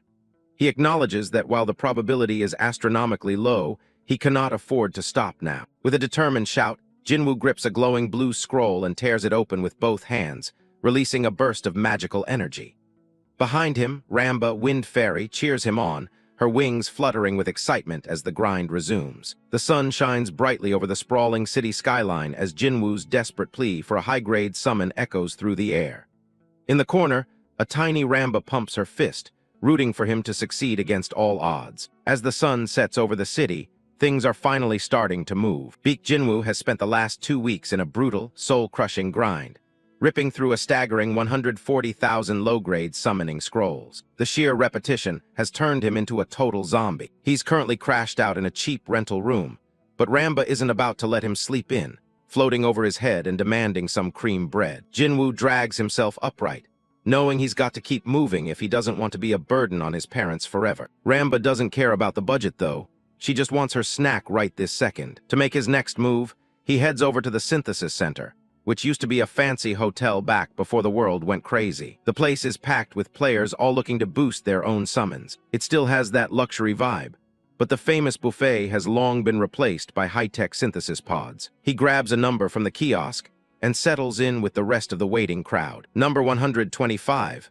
Looks like it's going to be a bit of a wait. Lamba is practically vibrating with nerves, lecturing him about not messing up the process. Finally, their number flashes on the electronic screen, and it's their turn to head in. They step into a futuristic room dominated by a massive, glowing blue magic circle. Jinwoo tells Lamba it's showtime as she flies out toward the center of the platform. He pulls up the interface to start dumping the mountain of resources he's gathered. He registers Lamba as the base unit, ready to feed her the thousands of trash summons he's collected from those scrolls. He hits the yes button, confirming the sacrifice of a literal army of F-rank monsters. A whirlwind of magical energy erupts as the spirits of countless lizards and bats are absorbed into the fairy. The volume of sacrifices is so massive that even Jinwoo is blinded by the spectacle. After a final flash of light, the system confirms that the synthesis is complete. Lamba emerges looking more refined and glowing with power, having jumped all the way to level 21. Jinwoo claps for her, though he's internally crying over the fact that 140,000 scrolls only got her this far. The little fairy is thrilled with the boost,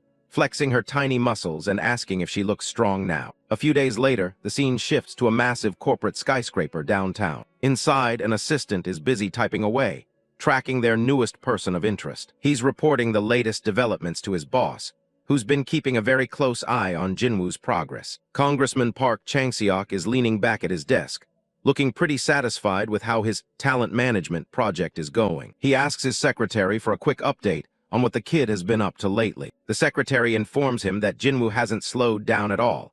He's still just ripping through more summoning scrolls. Park is actually taken aback, wondering why he's still obsessed with the low-grade stuff. It turns out Jinwoo even asked if he could buy them at a discount, so he could get even more. The congressman realizes the kid is doubling down on a reinvestment strategy that no one else would have the patience for. He looks over the data, seeing a golden opportunity where others just see trash. His secretary is completely shocked when Park orders him to hand over the scrolls at half price. The politician just smirks, his wheels already turning on a much bigger play. He's already daydreaming about Jinwoo becoming a national hero, with himself standing right there as the man who discovered him. In his head, he's already being cheered by a crowd for his incredible foresight. He slams his hand on the desk and tells his assistant to just stop worrying and follow orders. This is about more than just scrolls. It's about securing his political future. He makes it very clear that this special treatment stays strictly between them and their core team. Meanwhile, a quiet Park sets the stage for the next phase of his plan. Back to the grind, Jinwoo is sitting in a literal wasteland of shredded paper as he hits scroll number 1558. Lamba is absolutely losing it, begging to know how much longer they have to endure this tedious process. But Jinwoo just tells her they're doing this until they're both dead. Their bleak marathon is suddenly interrupted by the sound of firm footsteps approaching on the pavement. Jinwoo looks up from the mess, startled by a voice calling out a greeting to him. A woman in a sharp business suit introduces herself as Yu Jia from headquarters, flashing a friendly, professional smile. Still a bit flustered by the visit, Jinwoo listens as she explains she's here regarding the matter of purchasing summoning scrolls he'd mentioned to the congressman. He's caught off guard by the sudden personal follow-up, wondering if his request was actually taken seriously. Jia explains that the team reviewed his recent contributions and decided to take a meeting to discuss his request. She drops a bombshell. They're willing to give him the scrolls at half price as a special exception, sending Jinwoo into a chibai state of pure worship for the congressman. But she's not finished with the good news just yet.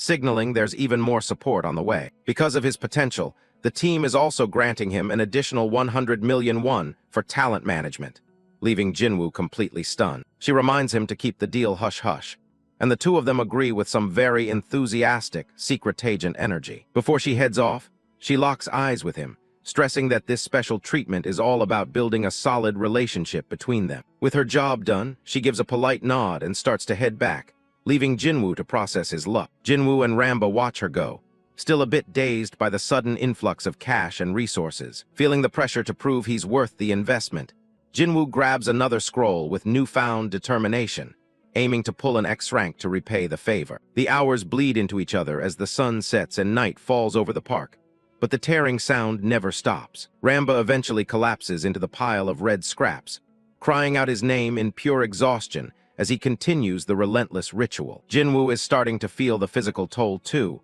but he refuses to stop until they land the specific units he's aiming for: the drill instructor and the explosion dragon. All he gets is a white snake F rank, and Lamba is practically screaming at the sound of more paper ripping. He's well past 1,000 pulls at this point, but now he's doing it out of pure spite, refusing to be beaten by the system's low drop rates. He whispers a quick prayer and rips into the next scroll with everything he has left. Suddenly, a massive crackle of golden lightning erupts from his hands, blowing back the surrounding debris. Both Jinwoo and Lamba are blinded by the flash, recognizing the unique effect of a legendary pull. The system notification confirms he's used a low-grade scroll, but the result is anything but common. Emerging from the flames of the summon is the X-rank Pakryang sorcerer, also known as the Explosion Dragon Mage, looking every bit the legendary hero. The two of them can't help but wail in relief and joy after finally breaking the streak of trash summons. Lamba is practically vibrating with excitement, while Jinwoo feels like he could finally rest in peace. But just as the fatigue starts to take over,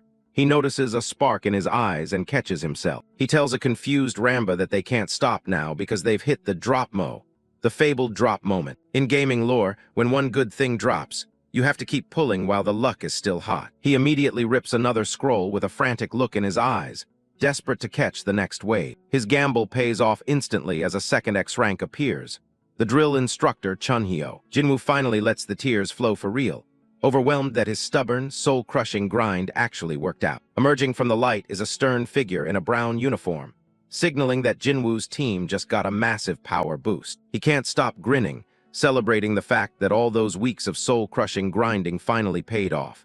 It's the kind of high only a gacha player truly understands. But the luck doesn't stop there. Another summon appears right in front of him. It's the drill instructor, a serious-looking knight in dark plate armor who seems a bit confused about where he's just landed. Jinwoo is absolutely thrilled. He knows the true value of this guy isn't in his combat stats, but in what he can do for the rest of the team. See, the drill instructor is an absolute training fanatic. Behind that stoic knightly look is a man who lives for the burn and thinks everything can be solved with enough reps. His skills are specifically designed to push others to their limits. With his growth and charisma abilities, he can force other summons to train until they literally can't move. The real game changer is the instructor skill. It unlocks the hidden potential of any summon he trains, greatly accelerating their growth and turning even weaklings into monsters. The potential is almost terrifying, imagining a tiny, delicate fairy like Lamba being forced into becoming a muscle-bound powerhouse. The instructor doesn't see a fairy, he sees a project. Jinwoo's eyes practically turn into hearts thinking about the stat boosts, but poor Lamba is sweating bullets in the background. She definitely didn't sign up for a gym membership. Jinwoo gives the new guy a casual wave, greeting him like an old friend from his past gaming days. The drill instructor freezes, staring at Jinwoo as if he's seeing a ghost. That wave and that familiar nickname start to ring some very specific bells. He realizes he's standing in front of the legendary Jinwoo God. Jinwoo doesn't miss a beat, confirming his identity with a smug smile. The instructor doesn't even hesitate. He drops straight to one knee, the sound of his armor clanking against the pavement. He explains how he's been sealed away for reasons he doesn't even know, never thinking he'd have the chance to serve his lord again. Jinwoo watches, realizing these summons really do remember him. With his head bowed in total respect, the knight pledges his loyalty once more. For him, being back at Jinwoo God's side is the highest honor imaginable. Then a soft voice calls out the name as a pair of red shoes steps into view. The red-haired girl is slowly approaching, looking a bit shy. Pakryang sorcerer looks up at Jinwoo with wide, curious eyes, trying to make sure this is really the master she remembers. Jinwoo is actually stunned. This is the first time he's ever heard her speak. Back in the game, she was just a silent unit with a cool design. Most people thought Baek Jinwoo's sorcerer was just a failed, unpopular D-rank mage. But they were dead wrong. She's an X-rank powerhouse with hidden depths. Deep inside her heart sleeps an ancient explosive dragon. When it wakes up, she becomes a walking inferno capable of massive burst damage. Her Baek Jinwoo wave fires a dragon-shaped blast of fire, but its true power is locked away. It needs a special touch to reach its full potential. If the drill instructor awakens it, she gains the Devour skill. It's a broken ability that permanently increases her damage every time she takes down a boss-class enemy. Because you need the instructor to bring that skill out, almost no one in the game knew how to use her right. Jinwoo was the only one who actually figured out the meta. Knowing she's finally back with the one person who understands her, Baek Jinwoo transforms into an absolute powerhouse of destructive fire. She's practically glowing with excitement, cheering about how much she missed him. Jinwoo's feeling the love, enjoying the praise from his elite summons. Jinwoo gets a little bashful, telling them both to stop it with the Jinwoo God stuff. He's trying to stay under the radar, so he asks them to just call him Jinwoo. The summons agree, though the instructor still keeps his formal, disciplined stance. Jinwoo tells them both to keep his secret identity quiet when they're around other people. With the group settled, Jinwoo decides it's time to call it a night. He's been grinding for 2 weeks straight and he's completely spent. He heads back through the city streets under the moonlight, looking forward to a real bed and some much-needed sleep. He finally makes it back to his quiet room, where the lights are already dim and the world feels still. Jinwoo lets out a massive yawn and flops onto the bed, out cold before his head even hits the pillow. The guy is truly running on empty. But while he sleeps, the summons stay awake, gathered in the middle of the room like a secret council. They've got a lot of catching up to do. Baek Jinwoo's sorcerer and the drill instructor exchange a look, both of them realizing it's been an eternity since they were last together under their lord. Tiny Lamba floats over, looking curious about her new teammates. She asks the instructor if she should just call him by his title. The instructor isn't really interested in being friendly. He reminds Lamba that since he was active long before her, he's technically her senior. His expression turns dark and intense as he shifts gears. He's done with the small talk and has only one thing on his mind. He tells the others that their current strength is a joke. In his eyes, they're far too weak to be of any real help to Jinwoo. He slams his fist into his palm, looking like he's ready to start a boot camp right there in the bedroom. He's not going to let a second go to waste. He declares that even while their lord is sleeping, their training must continue. He points right at Baek Jinwoo's sorcerer, making her the first target of his regime. He orders her to sit down and focus entirely on sensing her mana, promising to unlock her Devour skill first. Baek Jinwoo just nods, too intimidated to argue. Then he turns his glowing, terrifying eyes toward Lamba. The poor fairy looks like she's about to pass out from the pressure. He tells her she needs to build up her strength and orders her to start training with him immediately. Ramba's jaw drops, wondering why on earth a fairy needs to do strength training. Drill instructor leans in, his face shadowed. He's asking the sweat-drenched summon if they really want to be of any help to their lord. He points to the wall of kitchenware. Since it's only the first day, he's keeping it light with a mere 5,000 swings of a frying pan. Ramba's head pops into the frame, her eyes spinning in absolute shock. The number alone is enough to make a fairy's wings go limp. A hand reaches out, trembling and weak. Lamba is barely clinging to life after her light morning workout. The drill instructor marches down the hall, dragging a half-dead Lamba by her wings while she begs Jinwoo for help. Meanwhile, the man himself is still out cold, dreaming about anything but training. We shift to the city as a new day begins, the morning sun reflecting off the glass of the high-rise buildings. Inside a high-end office, Congressman Park Chang-seok gets hit with some frustrating news. His supply of low-grade summon scrolls has been cut off. Yu Jia, his sharp-eyed assistant, delivers the official notice. Apparently an order just came down from the director himself. Congressman Park is baffled. He can't understand why someone that high up is suddenly concerned with a minor resource like trash-tier scrolls. He clenches his teeth, clearly irritated by the blatant interference. Yu Jia explains that Assemblyman Lim Hee-soo is the one pulling the strings behind the scenes. Park realizes his rival is nitpicking every single decision he makes. If the management office won't issue more scrolls, he's got nothing left to give Jinwoo. He sits at his desk, deep in thought about how to handle the situation. It's almost time for the next scheduled delivery. His phone suddenly buzzes on the desk. He looks down and sees a message notification from Baek Jinwoo. He's surprised, wondering why the kid is reaching out now. Yoo Jae watches him closely, waiting for his reaction. Yoo Jae looks on as Park reads the message. Jinwoo says he doesn't think he'll be needing any more low-grade scrolls. The congressman's eyes narrow as he reads the text. The supply problem might have just solved itself. Jinwoo's message is short and confident. He's already gotten what he wanted. Park realizes he still needs to settle things with Lim Hee-soo. The scene shifts to Gwanakson Mountain. It's a beautiful day, far away from the stuffy political offices. A foot steps firmly onto a rock, signaling the start of a new mission. Baek Jinwoo stands at the base of the mountain in his tracksuit, looking ready for action. He's finally arrived at his first normal dungeon. In the world of Bioseo, there are 4 main types of dungeons. First are the daily dungeons, where players gather materials based on the day of the week. Then there's the Tower of Trials. It's a massive gauntlet that pushes players to their absolute limits, far more dangerous than any standard dungeon. Third is the Chaos Demon Dragon.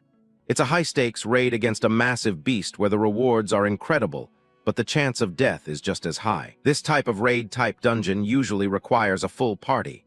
Jinwoo notes that some of this info hasn't been updated in this world yet, so he'll explain more later. Everything else falls under the category of normal dungeons. A blue portal swirls with energy in front of him. Back in the game, these were just called stage dungeons, but in reality, they appear randomly. This is exactly where Jinwoo is heading now. His phone shows a list of players looking for parties, but Jinwoo isn't interested in joining a group. He puts his phone away with a confident look. With his X-rank summons, he has no reason to go looking for help. He walks toward the blue portal, which is blocked off by yellow, no entry, tape, and guarded by a security officer in a suit. Jinwoo knows he needs to be quick. If a dungeon stays open too long, a dungeon break occurs, and monsters start spilling out into the city. The security officer stops him, explaining that he needs to check his license before anyone can enter. Jinwoo reaches into his pocket and hands over his official hunter license. The officer checks the card and confirms that everything is verified. He steps aside and tells Jinwoo to stay safe. Jinwoo walks right up to the edge of the swirling blue portal. Everything goes white as he steps through, the transition between worlds taking place in an instant. On the other side, Jinwoo is greeted by crackling blue energy. He looks around, taking in the new, dangerous environment. A spear suddenly flashes through the air, clashing against a shield in a shower of sparks. Jinwoo finds himself in the middle of a war zone. Armored knights are locked in a brutal struggle with massive, green-skinned monsters. It's a subjugation dungeon, where a whole army of monsters is sieging a castle. The scale of the battle is unlike anything he's faced so far. The defense lines on the castle walls are barely holding as a massive swarm of orcs begins their climb. Commanders shout desperate orders to rain arrows and boiling water down on the invaders. The sounds of battle are deafening, filled with the roar of monsters and the screams of soldiers fighting for their lives. As an arrow finds its mark in an orc's skull, Baek Jinwoo watches with a detached focus. Back when he played BOS, this was just a series of pixels on a screen, bloodless and distant. But here, the weight of a blade and the spray of blood are far too real to ignore. It's no longer just a game for him. A knight collapses with a jagged hole in his chest, his comrades screaming for a healer that isn't coming fast enough. The carnage is visceral and immediate. Watching from the battlements, Jinwoo finally accepts the gravity of the situation. This isn't a dungeon raid he can just respawn from, it's an actual war. He takes a deep breath to steady his nerves, pushing aside the shock. To survive, he just needs to fall back on the same strategies he's mastered 1,000 times before. With a flick of his wrist, the air begins to crackle as blue geometric patterns materialize around him, signaling the arrival of his true power. His elite squad of X-rank summons stands ready, their presence alone shifting the air. He tells the team to get ready for the real work. He fills out his ranks by calling upon a Golden Fairy and Mini Kong, filling the gaps in his support and frontline roles. Every piece is now on the board. Jinwoo starts barking orders, directing Lamba to cast a speed enchantment on the drill instructor to maximize his killing efficiency. Ramba's cheerful response contrasts with the surrounding gore. The explosive dragon mage prepares her incantation, her eyes burning with intensity as she readies the covering fire for their advance. Mini Kong lets out a roar, leaping from the wall on Jinwoo's direct command to bypass the rank-end file and hunt down the boss. For a pro gamer like Jinwoo, this dungeon follows a predictable pattern. He just needs to cut the head off the snake to end the struggle. A massive shockwave ripples through the orc ranks as his summons make first contact. their power erupting across the battlefield. The giant orc boss looms over the battlefield, but to Jinwoo, he's just the final objective standing between him and a clean clear. The hulking monster roars, hoisting its massive mace high to crush the small monkey summon that dared to challenge its authority. Steel meets bone as the boss swings with everything he's got. The impact sends sparks flying across the dusty ground, echoing through the air. Lamba cheers from the sidelines, while the drill instructor's eyes glow with a cold, lethal light. It's time for the professional to take over. The drill instructor becomes a blur of motion, his blade carving through the orc ranks with surgical precision. He leaves nothing but a trail of blood and severed limbs in his wake. Jinwoo is impressed by the sheer raw stats of his X-rank unit. The power gap compared to a standard summon is simply absurd, making the base forms look like jokes. With the Golden Fairy providing constant support from the air, the battle is becoming much easier than Jinwoo originally anticipated. The surviving human soldiers can only watch in shock. They're saved by these mysterious, incredibly strong allies who are systematically dismantling the orc army. Mini Kong launches another relentless assault, his strength boosted by a constant stream of HP recovery spells provided by the Golden Fairy. Lamba treats the battle like a playground, darting through the air and mocking the orcs as their clumsy axes whistle past her harmlessly. Jinwoo snaps at the fairy to stay focused, while the drill instructor executes an orc that had the audacity to throw an axe at his lord. The explosive dragon mage narrows her eyes, her mana pooling into a blinding, scorching light at the tip of her staff. She releases the stored energy, her voice steady as the air begins to heat up to a lethal degree around her. It's showtime. A massive dragon made of pure flame roars to life, surging forward with enough force to incinerate an entire legion. The firestorm consumes the orcs where they stand, turning the battlefield into a charred graveyard in a matter of seconds. The orc boss stands alone among the ashes, his entire army wiped out by a single overwhelming spell. The fear in its eyes is clear. Before the beast can even process the loss, the drill instructor closes the distance with a single, thunderous step that cracks the ground. With one swift, decisive stroke, the boss is brought down. The battlefield falls silent as the threat is finally eliminated. The Golden Fairy celebrates their victory as the system confirms the dungeon has been successfully cleared.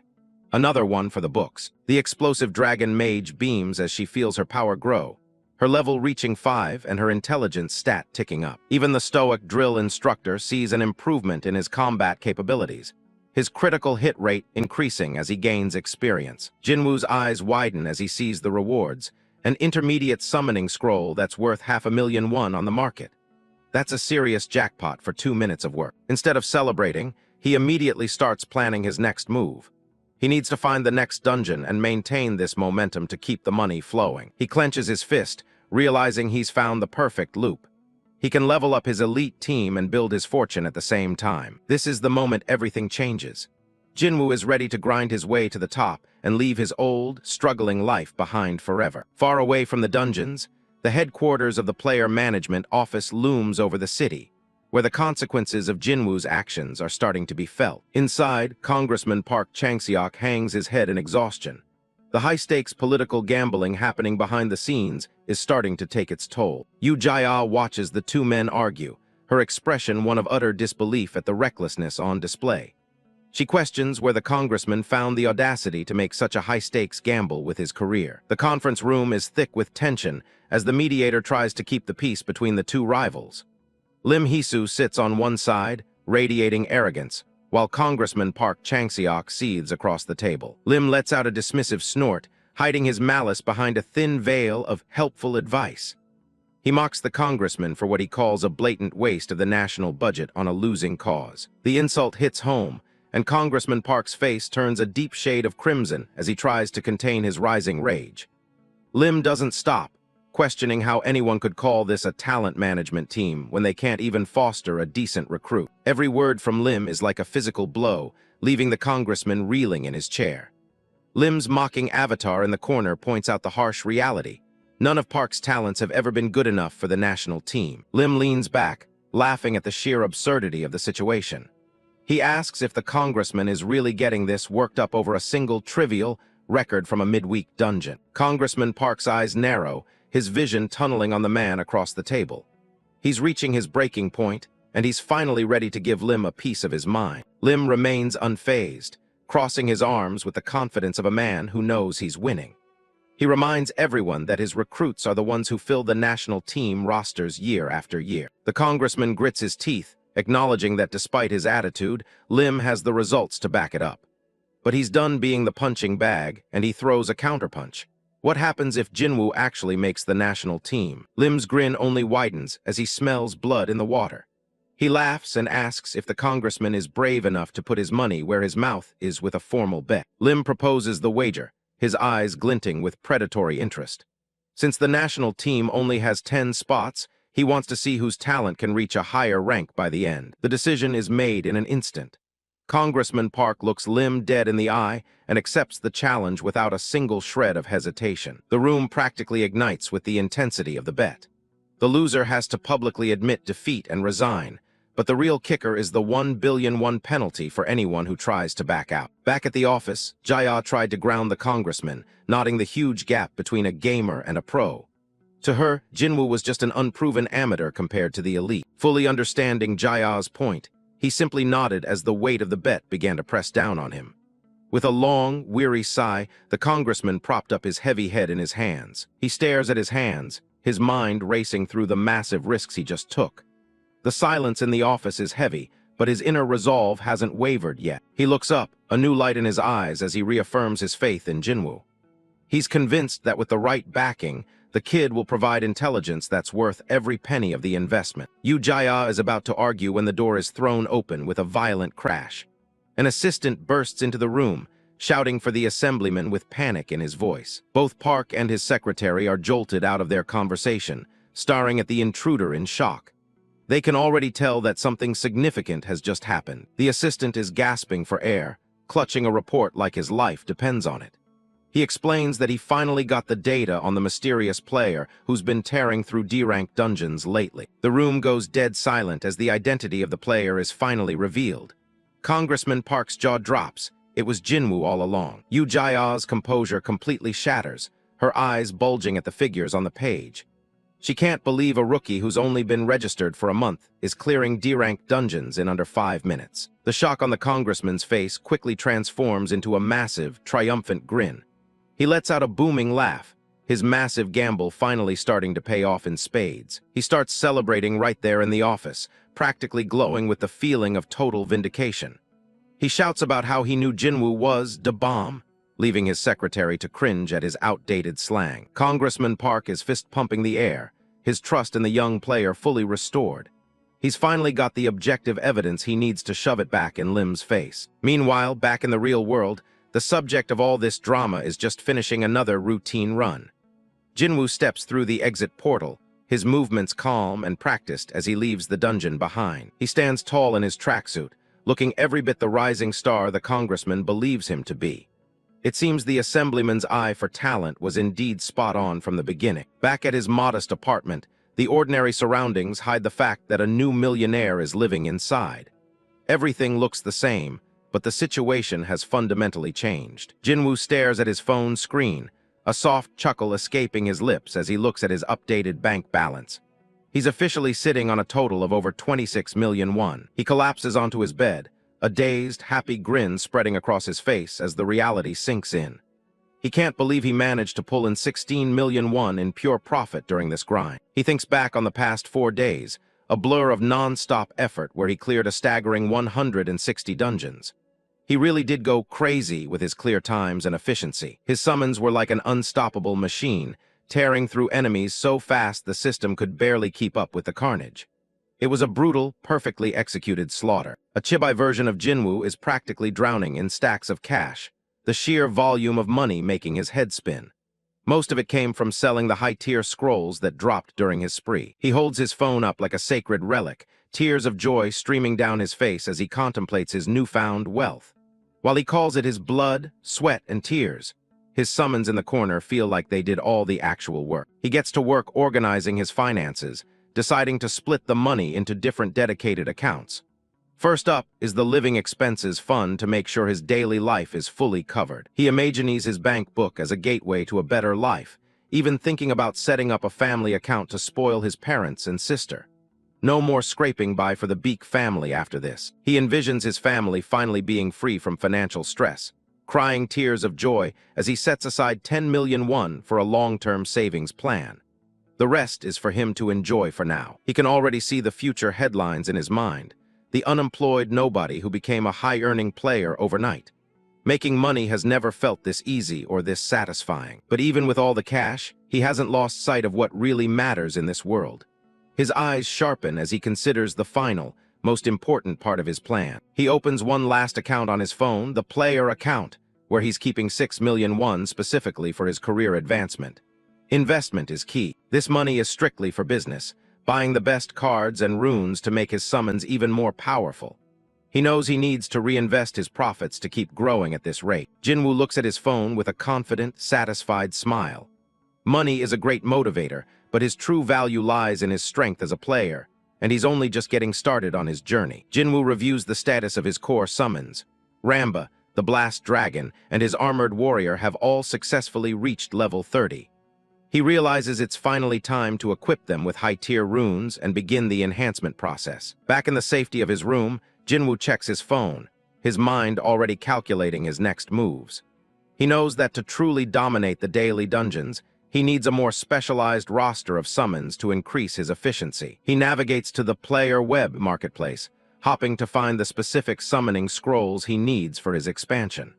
The local market is the easiest way to get results if the price is right. His eyes widen as he scrolls through the current listings, the sudden sweat on his brow reflecting his absolute disbelief at the current market prices.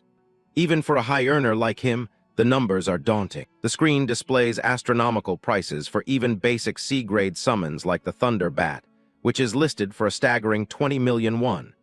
It's an expensive hobby for anyone without serious backing. Jinwoo slumps back on his bed, the harsh reality of the market hitting him like a ton of bricks. With B-grade summons averaging 200 million and higher tiers being completely absent, his current funds feel woefully inadequate. He lets out a heavy sigh, acknowledging that the low drop rates for high-grade scrolls make these exorbitant prices a necessary evil in the player economy. Without a bit of luck, progress is going to be slow. Despite the initial sticker shock, a confident smirk slowly plays across his lips as he hatches a new plan to bypass the system. He's not one to let a little thing like money stop him. His fingers fly across the screen as he begins typing out a message to the one man who can help him bridge the massive financial gap he's facing. It's time to cash in on some favors. Jinwoo makes the call, leaning back with a satisfied grin as he leans into the secret connection he's been carefully cultivating. The play is finally in motion. In a different part of the city, an assistant bursts into a private office, his voice cracking as he shouts for the assemblyman in a state of pure panic. The sudden intrusion shatters the quiet of the room. Congressman Park Chang-seok looks up from his paperwork, his expression one of mild annoyance at the sudden interruption. He has little patience for drama that doesn't yield results. The assistant reports that a new, urgent request has just arrived from Baek Jinwoo. The news hits Park like a lightning bolt, snapping him out of his lethargy and into a state of high alert. The congressman's professional mask crumbles, replaced by a look of pure, unadulterated excitement. He grabs the assistant's hands, his face flushed as he celebrates what he already considers a brilliant achievement. Once he calms down, Park stares at his phone, his profile set in a serious line as he reads through the details of the request. The stakes are much higher than he initially anticipated. The message contains a comprehensive summon purchase list filled with high-priced C and B-grade units, totaling hundreds of millions of won in a single order. It's a shopping list for a legend in the making. Park's eyes practically pop out of his head as he realizes the sheer scale of the investment Jinwoo is asking for.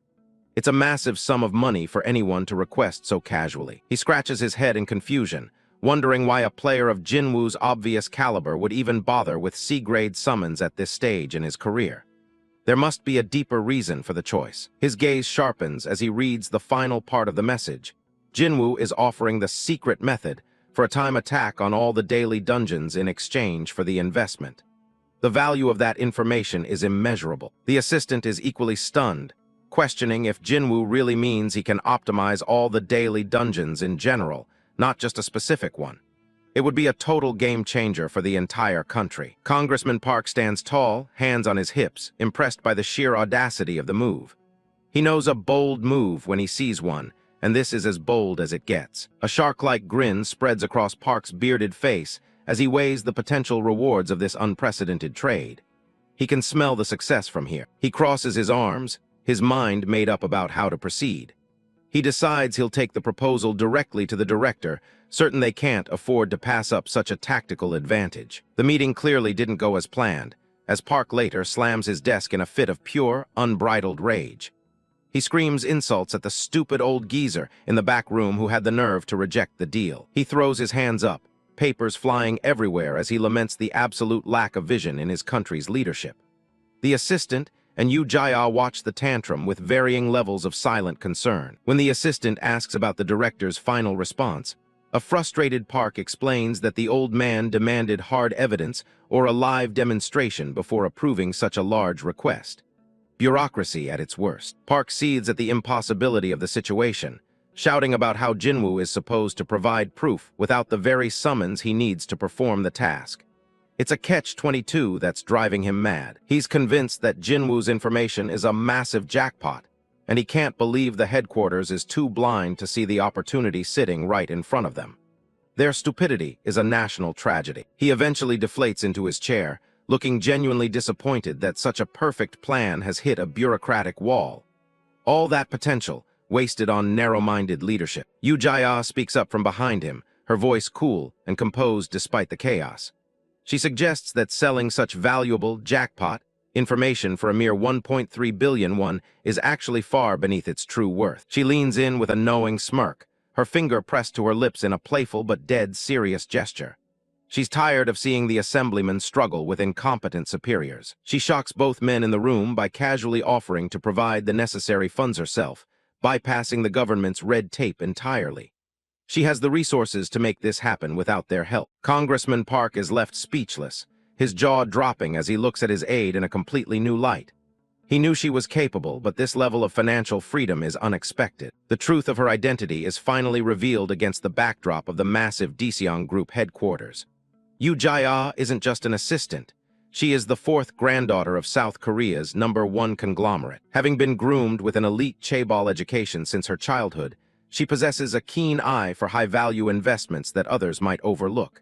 She's been playing a different game this whole time. While others her age were focused on boring corporate management rights, she found herself much more interested in the unique potential of the players themselves. They were the true assets of the future. And currently, the player she finds the most intriguing is, of course, Baek Jinwoo. His rise has been nothing short of miraculous, and she's determined to see where it leads. She watches the data on him with a sharp, analytical gaze, nodding that his knowledge base and negotiating tactics are far beyond what any beginner should be capable of. He is an anomaly that needs to be secured. She recognizes his audacity in negotiating directly with the nation itself, a move that shows he knows his true worth. It's a quality she respects and is willing to pay for. Park and Jae-ah finalize their secret alliance with a firm handshake, illuminated by the bright future of their new private venture. Park's vision shifts toward creating a completely independent management agency for the star. Park looks at his assistant with newfound determination, ready to invest boldly and harvest the profits that are sure to follow from this partnership. It'll be a completely different approach from the old team. Despite her generous offer, Yoo Jae-ah remains analytical, asking the congressman if he's truly prepared for the sheer amount of money they are about to sink into this project. There's no turning back once they start. Yoo Jae-ah adopts a playful, smug expression, her chibai form standing atop a mountain of gold coins with a small crown perched on her head. Beside her, Congressman Park Chang-seok is visibly flustered, cold sweat beading on his brow as he struggles to comprehend her staggering wealth. Returning to her professional stature, Yoo Jae-ah adjusts her suit jacket, her posture radiating an air of absolute financial security. She makes it clear that the massive funding required for Jinwoo's request is a non-issue, but she has her own conditions to settle first. Surrounded by an aura of blooming white flowers, Yoo Jae-ah smiles with a sharp, predatory confidence. Her eyes sparkle with a newfound resolve as she declares her intention to meet Baek Jinwoo in person once again. Yoo Jae-ah waits patiently in a high-end traditional restaurant, looking perfectly composed. She exudes an aura of authority as she prepares for the high-stakes meeting. Baek Jinwoo arrives at the private room, greeted by a respectful attendant. Just hours earlier, Jinwoo had received a message from Jae-ah, eager to discuss his recent requests. He was stunned to find himself at such an elite venue, one that outclassed even five-star hotels. The level of service is overwhelming, with a small army of staff catering to his every need. Jinwoo realizes that providing valuable information definitely has its perks. Yoo Jae-ah greets him with a professional smile, looking every bit the genius heiress he researched. He looked her up beforehand. Early Stanford MBA graduate and granddaughter of the massive Daeseong Group. Her reputation is stellar, known as a once-in-a-century talent who joined the player headquarters with top marks. Jinwoo hadn't expected someone with her background to be working directly at headquarters. They settle in, and Jae-ah asks if he's come alone today. The heiress clarifies that she's the one handling the business with him personally, not the organization itself. As the elaborate meal is served, she drops a bit of unfortunate news. Headquarters won't be providing any further direct support, citing significant internal pushback. Apparently, despite the assemblyman's best efforts, too many people within the bureau oppose the deal. Jinwoo plays it cool, stating he'll just take the top spots on his own and keep his secrets to himself. That's when Jae-ah leans in, revealing she has a completely different proposal in mind. She sets her glass down and makes her move. Her plan is to establish a solo management agency dedicated entirely to managing Jinwoo's career. The idea of having his own private agency is a massive step up from being just another player. Jinwoo weighs the options. A private corporation can move much faster and more aggressively than a government bureau. Above all, he needs someone who will pay top dollar for his knowledge and has the resources to back him up. Jae-ah promises the full backing of the Daeseong Group to give him whatever he needs. To him, it's the perfect arrangement since talent and money are a natural fit. She's already looking ahead, planning to visit the vacant lot for their new headquarters as early as tomorrow. Jinwoo is stunned by her speed. They haven't even signed a contract yet and she's already moving. Jae-ah smiles, admitting that preparations were already underway regardless of his final decision. She tells him to simply accept it as a gift, radiating confidence. Sometime later, the scene shifts to a quiet park where Jinwoo is training. Nearby, his sister Baek Jinwoo is wandering through the woods, grumbling about her brother. She's annoyed that he's been out of contact and apparently got himself a separate place without telling her. Her frustration vanishes when she spots an incredibly beautiful woman nearby. Something about that face is familiar, like someone she's seen on social media. Jin checks Instagram, and her eyes widen as she finds the woman's profile. It really is Yoo Jae-ah, the famous heiress, standing right there in the park. Deep in the trees, the sound of intense physical training and heavy breathing breaks the silence. A drill instructor's voice bellows for more effort, demanding his trainees push past their limits. Chunhyo is putting the summons through hell, with Ramba and Blast Dragon barely hanging on as he pushes them through another lap. Suddenly, the instructor's combat instincts flare as he detects someone nearby. Chunhyo immediately orders the summons to shut up and hide, sensing an intruder approaching their training spot. Jinwoo wipes sweat from his face with a towel, completely unaware that his sister is about to walk right into his session. Yoo Jae-ah arrives at the park just as Jinwoo is wrapping up his intense morning workout. She notes that he's already been hard at work training alongside his growing team of summons. Jinwoo confirms they're his primary squad and tells them to finish their drills while he handles some business. Jae-ah wants to start things off with a gift, her hand beginning to glow with a soft blue light. A system notification pops up in front of Jinwoo, catching him completely off guard. It's a formal trade proposal from Jae-ah, prompting him to review the terms before accepting. The world's trade system works much like a game, allowing summoners to exchange units with ease. It's a strictly regulated market, where any attempt to scam another player is met with severe consequences. Trying to cheat the system is a death sentence, as the curse of the system window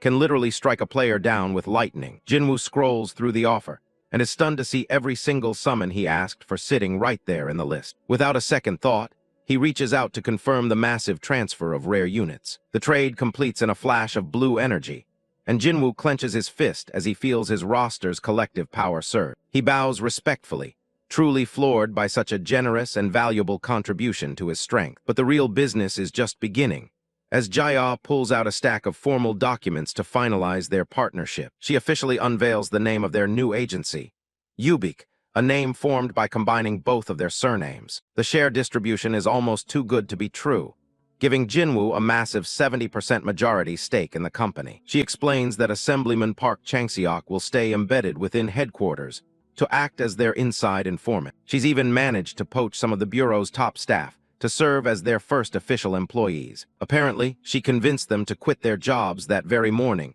by simply offering to triple their previous salaries. Jinwoo is left staring at the papers in disbelief, sweating a bit as he realizes the scale of her commitment. He questions if taking such a huge cut is even fair, while his summons lie exhausted on the grass in the background. Jaya is confident in her bet, believing that her 25% share will be worth a fortune if she can maximize Jinwoo's potential. For her, formal voting rights aren't as important as maintaining a solid relationship with a talent like him. She's focused on setting aside immediate greed to build something far more durable and profitable. Jinwoo makes it official, pressing his thumb onto the seal and signing his future over to the new agency. They share a handshake on the bench, officially marking the start of her tenure as his CEO. The quiet moment is suddenly shattered as Chunhyo snaps his head toward the nearby bushes. The drill instructor's eyes sharpen as he detects a presence that definitely shouldn't be there. Jinwoo and Jaya look on in confusion as something rustles violently in the thick foliage. A terrified scream rips through the park as someone is forcibly flushed out of their hiding spot. Chunhyo moves with military precision, diving into the brush to catch the eavesdropper. He emerges holding two girls by their ankles, dangling them upside down like a pair of rabbits caught in a trap. Jinwoo's jaw drops when he realizes the spy is none other than his sister, Ajin, who was caught red-handed. Jinwoo sits on the bench and cuts straight to the point. He asks her if she recognized Yu Jaya and followed them just because she's a fan. Ajin stays quiet, kneeling on the grass like she's waiting for a lecture. A few leaves are even stuck in her hair from her spying mission. She tries to defend herself, claiming she didn't follow her. She just went after them out of curiosity. A tiny Chibai Jaya floats nearby, nodding that she actually left first. Jinwoo points out that following someone out of curiosity is still just following them. It's a direct hit to her pride, shown by her health bar losing a heart. He doesn't stop there, dropping a truth bomb on her. He knows she started spying the moment she realized he was there. Ajin finally snaps and shouts that he's got her. She looks frustrated that her brother saw right through her. She immediately grabs him by the jacket and starts shaking him. She demands to know how a guy like him could possibly know someone like Yu Jaya. She's inches from his face now, screaming for answers. To her, there's no logical reason they'd even be in the same room together. Jinwoo knows this is getting messy.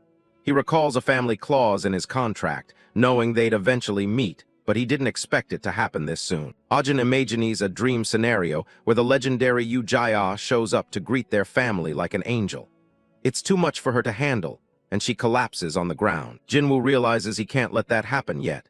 He needs a cover story, and he needs it fast. Ajin isn't done yet, throwing a full-blown tantrum and charging at him again. She demands the truth right now. She finally settles down and sighs, looking a bit skeptical. She's ready to listen, but her guard is still up. Jinwoo takes a breath and starts his explanation. He tells her the truth is actually pretty simple. He claims he used to be a somewhat well-known gamer. He adds that he's actually the one who recently broke the record for a low-grade dungeon. He explains that he's been heading to headquarters because of his new fame, and that's where he met Jaya. Ajin looks him over, trying to see if he's actually telling the truth. She starts thinking back, wondering if he's actually serious. The wheels are turning in her head as she tries to connect the dots. Ajin remembers him playing some old mobile game all the time and asks if that was the one. Jinwoo looks panicked, realizing he can't let slip that he's actually the legendary Jinwoo God. He quickly denies it, waving his hands around. He claims he's been playing Battle of Summoners for about a year now instead. Ajin's eyes light up when she hears the name of the game. She can't believe he spent a whole year playing what she considers to be a total trash game. She starts poking fun at him, joking that his obsession with games finally paid off. Jinwoo just sits there, letting her have her moment. She laughs, completely buying into his lie.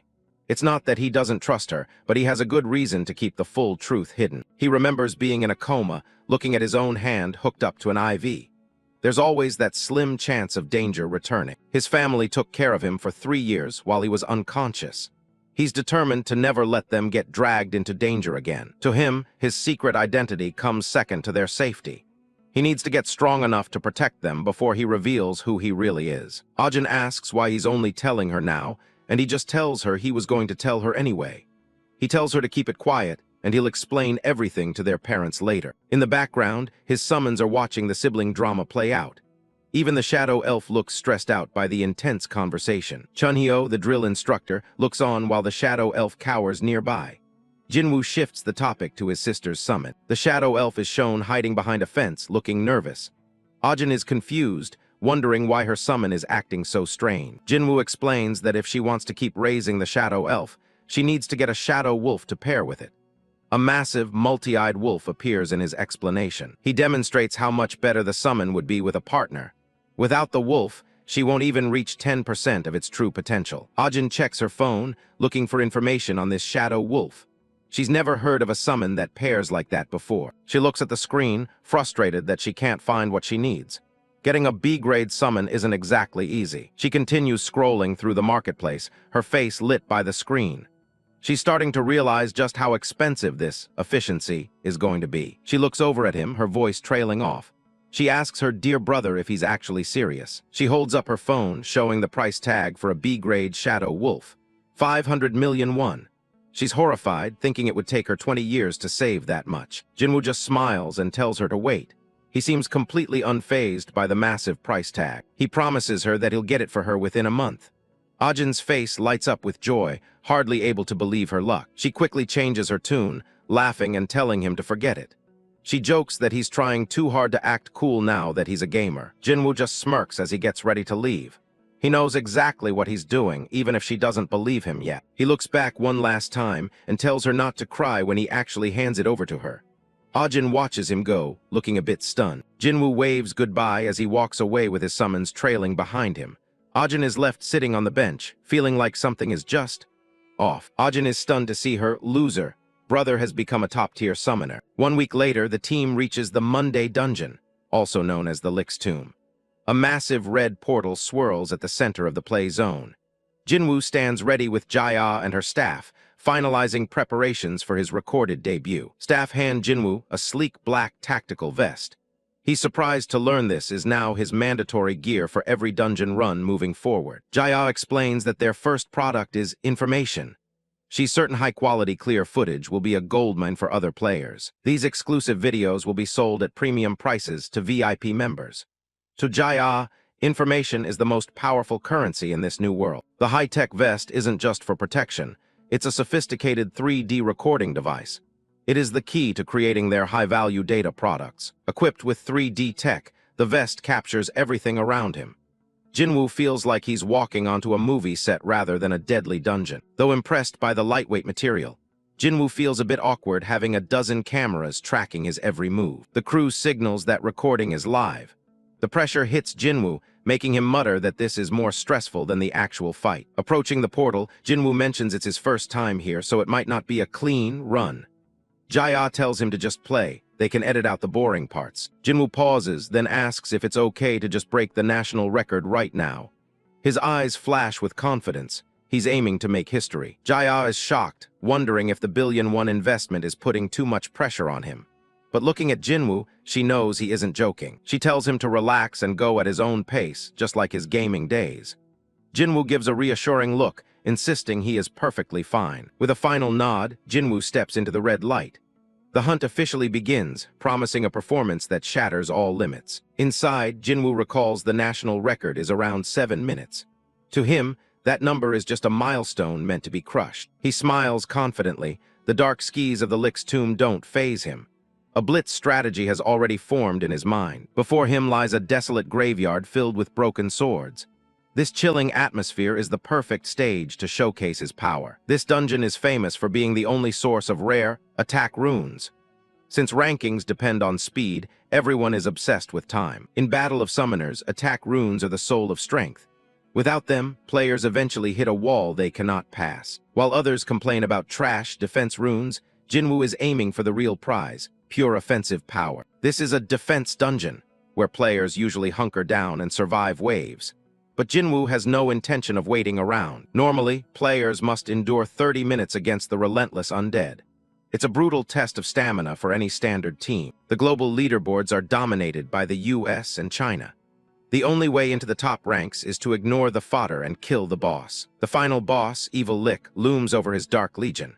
The moment he falls, the entire dungeon run is immediately cleared. Targeting the head is the strategy of the elite. Jinwoo checks his gear, ensuring everything is perfect for a record-breaking video. A hologram appears, allowing him to summon up to 3 teams. Jinwoo has carefully pre-configured his lineups for every scenario. He quickly selects Team C, the unit optimized for daily dungeon efficiency. His best cards are now on the board. With a confident smile, Jinwoo begins the summoning. The air crackles with magical energy as a massive power surge erupts. X-grade drill instructor Chunhyo and the combat sheriff appear first. These are his heavy hitters, ready to tear through anything. Next, Mini Kong, the priest, Golden Nugget, and Lamba join the fray. A perfectly balanced team makes Jinwoo unstoppable. A system alert warns that the undead are swarming.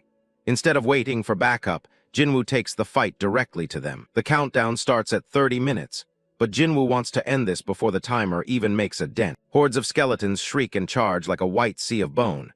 But to Jinwoo's team, they are nothing more than target practice. Mini Kong roars, smashing through the undead ranks with massive fists.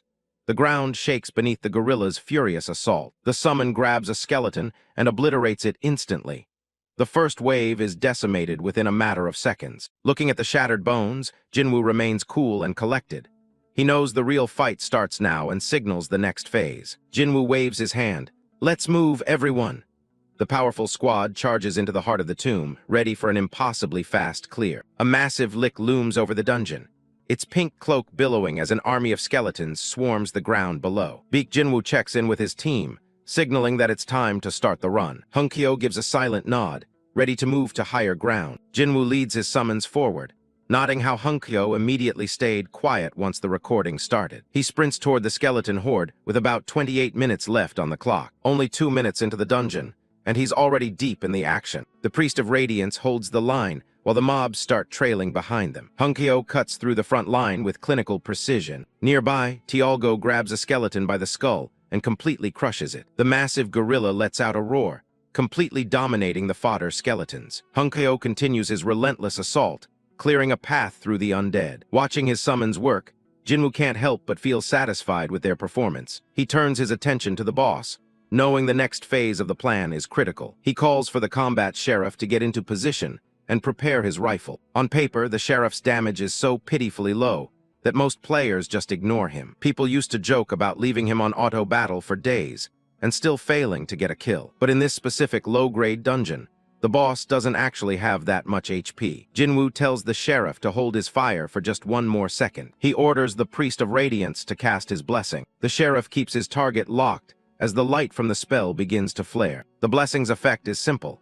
It completely strips away the Lick's dark shield and ranged immunity. With the defenses down, Jinwoo gives the signal to start the real damage. The combat sheriff peers through his scope, lining up the perfect shot. Hunkyo remains on guard, eyes glowing with intensity as the battle shifts. The swordsman leaps into the fray, slicing through any skeletons trying to interfere. Tialgo slams his fists into the ground, creating a shockwave that shatters the surrounding undead. The gorilla makes quick work of the trash mobs, keeping them away from the ranged unit. The priest continues to channel his power, maintaining the debuff on the boss. Lamba assists the priest as they keep the area illuminated. The combat sheriff finally opens fire, shells flying as he starts pelting the boss. Jinwoo watches the exchange, acknowledging that the damage per shot looks pretty sad. Each bullet only chips away a tiny bit of health, making the Lick look more confused than hurt. But the sheriff doesn't stop, landing hit after hit in rapid succession. The Lick starts to panic as it realizes its health is steadily dropping,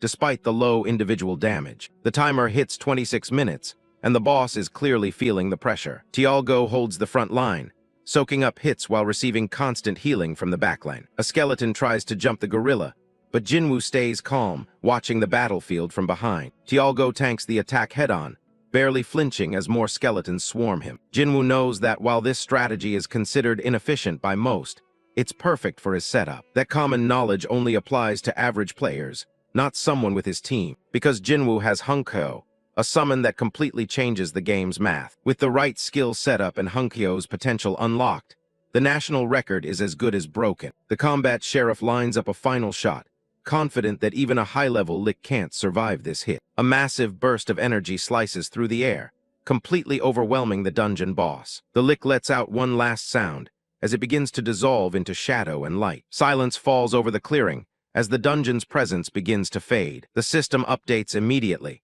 confirming the boss is defeated with an incredible clear time of just over 4 minutes. Jinwoo's summons stand tall among the remains of the undead, looking completely unfazed by the fight. A flood of notifications appears, announcing that a national record has been shattered and special achievements have been unlocked. Jinwoo jokingly calls it the spoon murderer tactic, using a low-damage unit to bypass complex boss mechanics. Back at the office, Yu Jia and her team stare at the leaderboard, realizing the world record has shifted. Jia notes that it's only been a week since they provided him with the support summons. One of her assistants agrees, but he can't hide the total shock on his face. She wonders if Jinwoo is actually serious about coming for every single dungeon record in the country. Her assistant admits that while breaking one record is impressive, clearing the others is a different beast entirely. They look at the current rankings, where the name Kang Jin-ho has sat comfortably at the top for a long time. Jia listens silently, her mind already racing with the possibilities. Her staff member looks worried, fearing that Jinwoo might just be bluffing about his future plans. Jia brushes it off, reminding them that she used her own funds to start this venture. She reassures her team that even if things go south, she'll take the hit so it doesn't ruin their careers. To her employees, she looks like an absolute saint, literally glowing with an angelic aura. They're moved to tears, declaring this the absolute dream workplace and vowing their loyalty. But behind her calm expression, Jaya's eyes sharpen as she realizes she finally has the leverage she needs. Jinwoo remains the picture of confidence, standing with Lamba as if breaking a national record was just a light warm-up. Deep in the dungeon, a hidden treasure chest remains tucked away, a secret only he seems to know. He exits the portal with a relaxed smile, asking if breaking the record so soon was actually a problem. A golden key turns in the lock of destiny, signaling a massive shift in the power rankings. The office erupts into chaos as the staff realizes the impossible has just happened. The official report confirms it. A low-grade Monday dungeon cleared in 4 minutes and 12 seconds. The control room staff are losing their minds. Shaving 3 minutes off the previous record is unheard of. Jinwoo's face pops up on the monitor, cementing his status as the new person to watch. The assistants are left speechless, staring at the name Baek Jinwoo at the very top of the rankings. The entire room is buzzing with excitement as they realize their gamble actually worked. Jaya's hands start to tremble, not from fear, but from the sheer adrenaline of the win. She clenches her fist, knowing deep down that her business is now a guaranteed success. A small, triumphant smile plays on her lips as the weight of the achievement sinks in. She looks ahead with fire in her eyes, confident that this is only the beginning of a massive jackpot. Baek Jinwoo stands with his summons on a cliffside, watching the sun set over the valley. A blue, swirling portal opens up on the path ahead of them. He tells the team he's got one last thing to finish before they head out. He reaches up and clicks a small button on the collar of his jacket. A system window flickers to life as he gives a satisfied little smile. The screen asks if he wants to initiate an auto battle for the current squad. Since he's already cleared the dungeon once, the game lets him run it on repeat automatically. Chibai Lamba looks thrilled, sitting on a massive pile of coins and loot that just keeps growing. He taps the screen to send his drill instructor, Chunhyo, back into his inventory. In his place, he summons Lamba, the X-rank Wind Fairy. He tells her she's in charge of the daily grind now, which catches her completely off guard. He explains that Chunhyo needs to go train the others, unless she wants to join that session instead. Lamba immediately has a nightmare flashback of the drill master literally on fire while she struggles to keep up. Even the shadow elf is suffering in the back, totally broken by the instructor's intense regime. Just the memory of that drill master's heavy fist is enough to send shivers down her spine. She drops to her knees and starts begging, saying she'll gladly do the dungeon loop forever if it keeps her away from him. Jinwoo's glad she's on board. He plans to stack rewards through auto-hunting while the rest of the team levels up in training. He's pretty proud of this zero-waste routine he's built for his summons. He gives Lamba a quick wave, telling her he's counting on her before he heads out. He steps back through the rift and returns to the real world. Yu Jia is already there waiting, clapping for him with a big smile on her face. He hands over the black recording vest, confirming all the footage is stored safely inside. Her assistants bow in gratitude, while Jia asks if there's anything else he needs. She promises to keep the news quiet so he doesn't have to worry about making headlines. But Jinwoo catches her off guard, saying he actually doesn't mind if the world record goes public. He has one big condition. She needs to put everything into protecting his family. Since her agency is managing him exclusively, he knows they can provide much tighter security. Jia stares at him for a moment, processing how serious he is about this request. She nods and promises to use every bit of her influence to ensure they stay safe. Inside the dungeon for Tuesday's run, the team is already hard at work. A giant-spotted Komodo summon lunges forward and gulps down a monster hole. The clear time stops at exactly 3 minutes and 10 seconds. Jinwoo smirks at the result. He only used the Komodo because he was recording, but it's still enough for a world record. He figures if he slots in some speed runes and a falcon buff, He could clear this in under a minute. He reaches down and clicks off the red light on his recording device. Tuesday's footage is in the bag, and he heads through the exit portal. Next up is the Wednesday dungeon, a place famous for its defense runes. He steps out into a literal frozen wasteland, where the snow is waist-deep. The cold is so brutal it actually debuffs his movement speed, making it hard to even walk. Shivering, he pulls up his summon list to bring out some help. A frost cat and a winged falcon materialize in the freezing air. He finishes the squad by summoning a titanium golem and a horned fairy. He brings out his heavy hitter, the X-rank Pakryong sorcerer, right alongside the titanium golem and a horned fairy. A white frost cat pops in, adding some much-needed cold resistance to the squad. Shivering in the snow, Jinwoo notes that having a summon that can handle the freezing temps is absolutely mandatory here. He looks out over the white landscape, ready to get things moving. Suddenly, a group of yetis starts leaping down from the snowy peaks. Jinwoo doesn't miss a beat and calls for the titanium golem to step up. He orders the golem to crank up its shield as the machine-like giant begins to glow. Next, he summons a winged falcon into the fray. He tells the falcon to apply a speed buff so the whole team can move through the blizzard much faster. With the buffs active, the team hitches a ride on the titanium golem's massive hand. The golem starts sprinting across the frozen valley at high speeds, but the ride is way rougher than Jinwoo expected. Both he and Pakryong sorcerer are struggling with some serious motion sickness as the golem barrels ahead. More yetis launch themselves from the cliffs, trying to intercept the giant. The golem just keeps charging through the snow, ignoring the monsters lunging from every side. Looking down at his ride, Jinwoo thinks the titanium golem is the ultimate tank, but he's not just using it for defense. He's got a much faster route in mind. The golem stomps down hard, shattering the ice under its weight. It leaps across a massive ravine,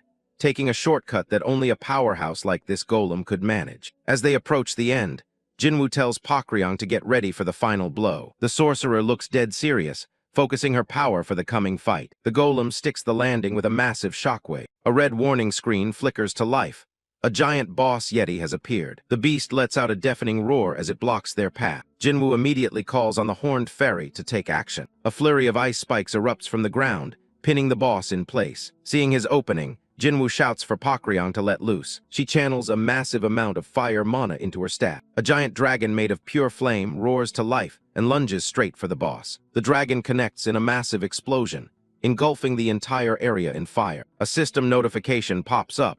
The boss is down, and the dungeon is cleared in 4 minutes and 22 seconds. Jinwoo pumps his fist in the air, ecstatic with the result. The whole team gathers in the snow as the clear screen fades out. He checks the timer again, realizing he just set another personal best. But the victory is short-lived, as the whole team starts losing their lunch from some serious golem sickness. News of his achievement spreads like wildfire, with articles asking who exactly this Baek Jinwoo guy is. People on the streets are glued to their phones, trying to find out more about the new record holder. At a cafe, a woman wonders if this is the same guy who just broke the record for Tuesday's dungeon. From that moment on, all of South Korea had its eyes locked on Baek Jinwoo. People in a cafe are buzzing about a name they've never heard before.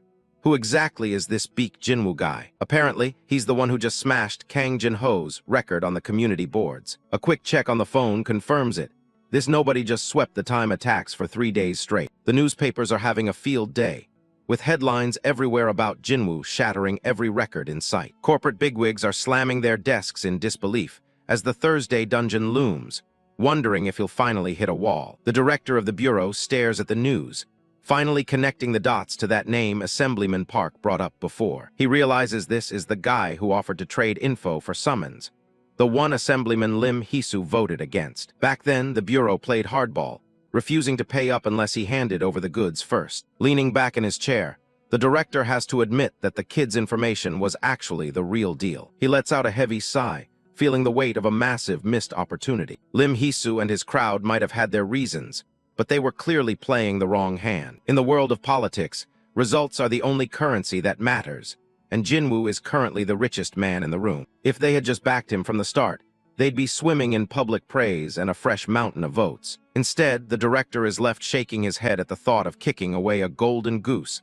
that literally landed in their lap. He snaps out of his regret and calls over his secretary. The order is simple: track down Baek Jinwoo and reach out to him again personally. They might have thought he was a fraud before, but now they need to reel him back in, whatever the cost. Meanwhile, the daily grind continues, starting with the Monday and Wednesday dungeons that drop essential runes. Then there's the Tuesday dungeon, which is the prime spot for farming abrasives. And of course, Jinwoo is out in the field with his summons, sticking to his efficient weekly schedule. Thursday is all about the skill books, which are vital for powering up. While they don't give the summons unique skills, they can unlock latent ones that only the drill instructor can tap into. Even without the unique stuff, they're plenty useful, making the farm well worth the effort. The best part is it saves them from the nightmare that is the Sunday dungeon, which also drops skill books but is way more of a headache. Jinwoo kicks back with a drink, enjoying the fact that Thursday's run is a total breeze in comparison. With the hard work out of the way, they've officially declared Sundays as their day off. So what makes this easy Thursday dungeon tick? The moment you step inside,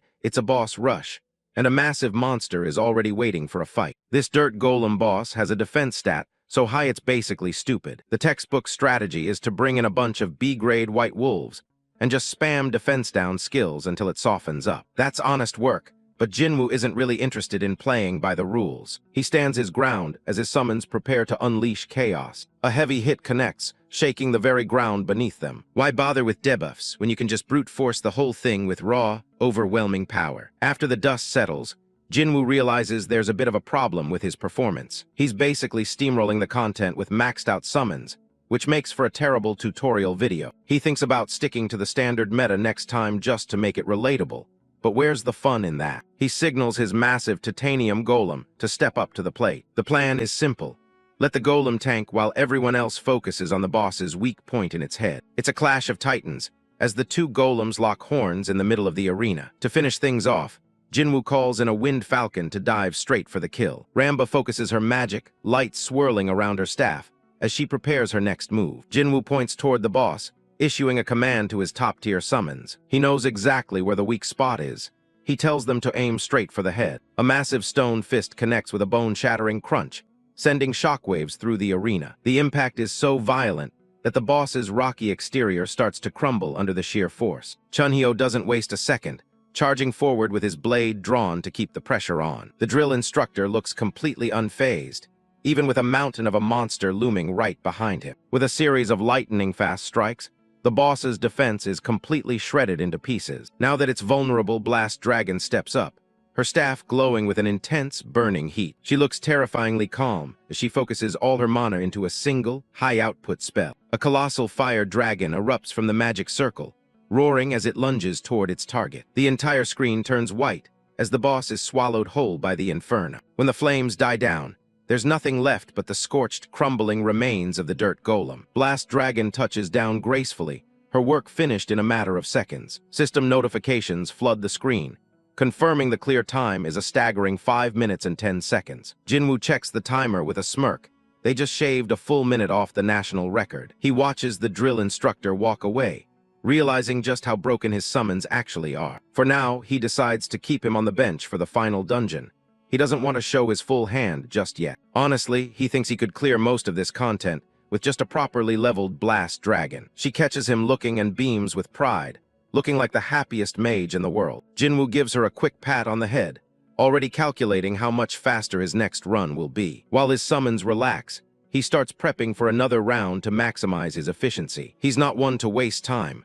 It's time to dive back in and break another record. As he steps out of the portal after his grind, he's immediately intercepted by a couple of men in suits. They approach him with professional smiles, asking if he's the famous player Baek Jinwoo. He turns to face them, curious about who's bold enough to stop him right outside a dungeon. One of the men pulls out a business card, revealing they're from the headquarters director's office. Jinwoo takes a quick look at the card, his expression staying completely neutral. He asks them what they want, though in his head, he thought he was done dealing with the bureau. The agent acts like he's doing Jinwoo a huge favor, mentioning they finally reviewed his old proposal. He keeps talking about their positive review, but Jinwoo cuts him off before he can finish the pitch. With a wave of his hand and a relaxed smile, he tells them to just forget about the whole thing. He mentions he's already gone over everything with Yujia, which clearly wasn't the answer they expected. The agent tries to backtrack, stressing that they're willing to review it favorably now that he's shown results. Jinwoo doesn't budge. He tells them once more to just let it go. The agents stand there in stunned silence, unable to process being rejected so dismissively. Jinwoo can't help but smirk at their sudden interest now that he's actually famous. In his mind, it's a no-brainer. Jia offered him a fair deal, while the Bureau just wants to exploit his results. He finds it almost insulting that they think he's stupid enough to fall for their corporate doublespeak. The agent starts to sweat, realizing they might have completely misread the situation. Jinwoo picks his ear, looking bored as he tells them he's already signed with another company. He waves goodbye and walks off, leaving the agents shell-shocked by the mention of Ubik. One of the junior agents looks confused, asking his senior exactly what this Ubik company is supposed to be. The senior agent is visibly shaken, realizing that Jinwoo has already partnered with Yu Jia from the massive Disung group. Jinwoo doesn't stick around for the fallout, walking away and leaving the city skyline behind him as he heads to his next destination. Standing alone on a wide rooftop, Jinwoo prepares himself for the next step in his training. He decides that this open area should be far enough from prying eyes to test out his new flying mount. He's gearing up for the Friday dungeon, which he knows operates on completely different rules than the ones he's conquered so far. While other dungeons are all about summons doing the fighting, the Friday dungeon requires the player to physically run to the finish line. Jinwoo pulls up his system interface, determined to start practicing his movement skills before the real challenge begins. A flash of blue light erupts from the menu as he activates a new summoning card. A massive, blue-scaled shy wyvern materializes in the air, its wings kicking up a powerful gust of wind around the rooftop. Jinwoo watches as the B-grade summon settles down, its golden eyes fixed on its new master. Looking out over the sprawling city below, he admits that even though the system blocks fall damage, the height is still a bit intimidating. He approaches the beast and gives it a name, calling it Sky, as he reaches out to pet its neck. The wyvern lets out a soft trill, seeming to accept Jinwoo's touch as he prepares to mount the creature. With a confident grin, he climbs onto the wyvern's back and asks if it's ready for their first flight. "Let's head to the East Sea," he commands, and with a powerful flap of its wings, Sky launches them into the sky. The sudden burst of speed catches him off guard, making his eyes widen as the ground rapidly disappears beneath them. He holds on tight, realizing that the sensation of flying is way more intense than anything he had imagined. After the initial shock wears off, a look of pure joy spreads across his face. This is actually a lot of fun. He lets out a cheer as they soar through the clouds, leaving the skyscrapers of the city far behind. It doesn't take long for them to reach the coast of Yangyang, where the sparkling blue water stretches out to the horizon. They touch down on a secluded beach, where the drill instructor and blast dragon are already waiting for them. The drill instructor starts clapping enthusiastically, praising Jinwoo's natural talent for learning to fly so quickly. Jinwoo tries to play it cool, though he's clearly a bit embarrassed by how much they're hyping him up. Blast Dragon joins in, mentioning that even they struggled with wyvern riding back in the day, recalling a memory of them tumbling through the air. She looks up at him with pure adoration, calling him a Jinwoo god who is truly worthy of being their master. Jinwoo laughs it off, giving a casual thanks as the drill instructor sulks in the background, wishing he got that kind of praise too. He checks the schedule for the next part of his training, confirming that Sky Dolphin riding is next on the list. He tells his summons that he's counting on them to show him the ropes, since learning from their experience is the most efficient path. A few days later, Jinwoo stands at the entrance of the Friday dungeon, ready to put his new skills to the test. He calls out a winged falcon, knowing its movement speed buff will be crucial for the trial ahead. The bird summon screeches in response, swirling around him as the system announces the start of the player sprint. Jinwoo gets into a starting crouch, his eyes narrowed and focused on the track full of obstacles. The countdown appears in the air, glowing a bright red as it ticks down to 2 seconds. Just 1 second remains, and Jinwoo is a blur of concentration, his muscles tensed and ready to explode into motion. The GO signal flashes, and he takes off like a shot, leaving a trail of wind in his wake. He's moving so fast that the world around him starts to blur into streaks of light and color. He dodges through a barrage of incoming projectiles with ease, his reflexes sharper than ever before. With another quick movement, he leaps over a set of obstacles, maintaining his incredible momentum. He realizes that doing this himself is 1,000 times better than just watching a character on a screen. A smirk plays on his lips as he spots a specific path opening up ahead of him. Now is the perfect time to break away from the main track and enter the dungeon's first hidden route. Jinwoo looks out over the course, noting that, while the standard path requires crossing the water and running forward, he has something else in mind. He launches himself off the platform, a burst of energy erupting from his feet as he breaks away from the intended track. He freefalls toward the ocean below, the wind whistling past his ears as he executes his unconventional strategy. With a wide grin, he calls out the name of his next aquatic companion, Sky Dolphin. A shimmering blue shy dolphin materializes midair, its body glowing as it prepares to dive into the waves. Jinwoo lets out a satisfied hup as he prepares to submerge, holding onto his new C-grade summon for dear life. They crash into the water with a massive boom, sending white foam flying in every direction. Once underwater, he realizes his plan is working perfectly. He can easily bypass all the complex obstacles cluttering the surface above. He keeps his eyes peeled as they zip through the depths, the bubbles from the dolphin's speed surrounding him in the blue abyss. Suddenly, they breach the surface like a torpedo, and Jinwoo shouts for his next mount, Sky Wyvern. He leaps from the dolphin's back in a display of incredible agility, catching the dragon's scales as it swoops in to meet him. With his new vantage point, he looks down at the remaining hurdles, knowing it's just a straight shot to the finish line from here. The checkered flag of the goal line looms ahead, and he guides the wyvern down toward the final platform. Nailed it, he shouts, his face lighting up with victory as the system confirms he's reached the destination. Standing tall as the dungeon run concludes, he watches the clear time of 2 minutes and 16 seconds flash across his screen. Confetti rains down on the pair as the system announces that Jinwoo hasn't just cleared the dungeon, he's broken the national record.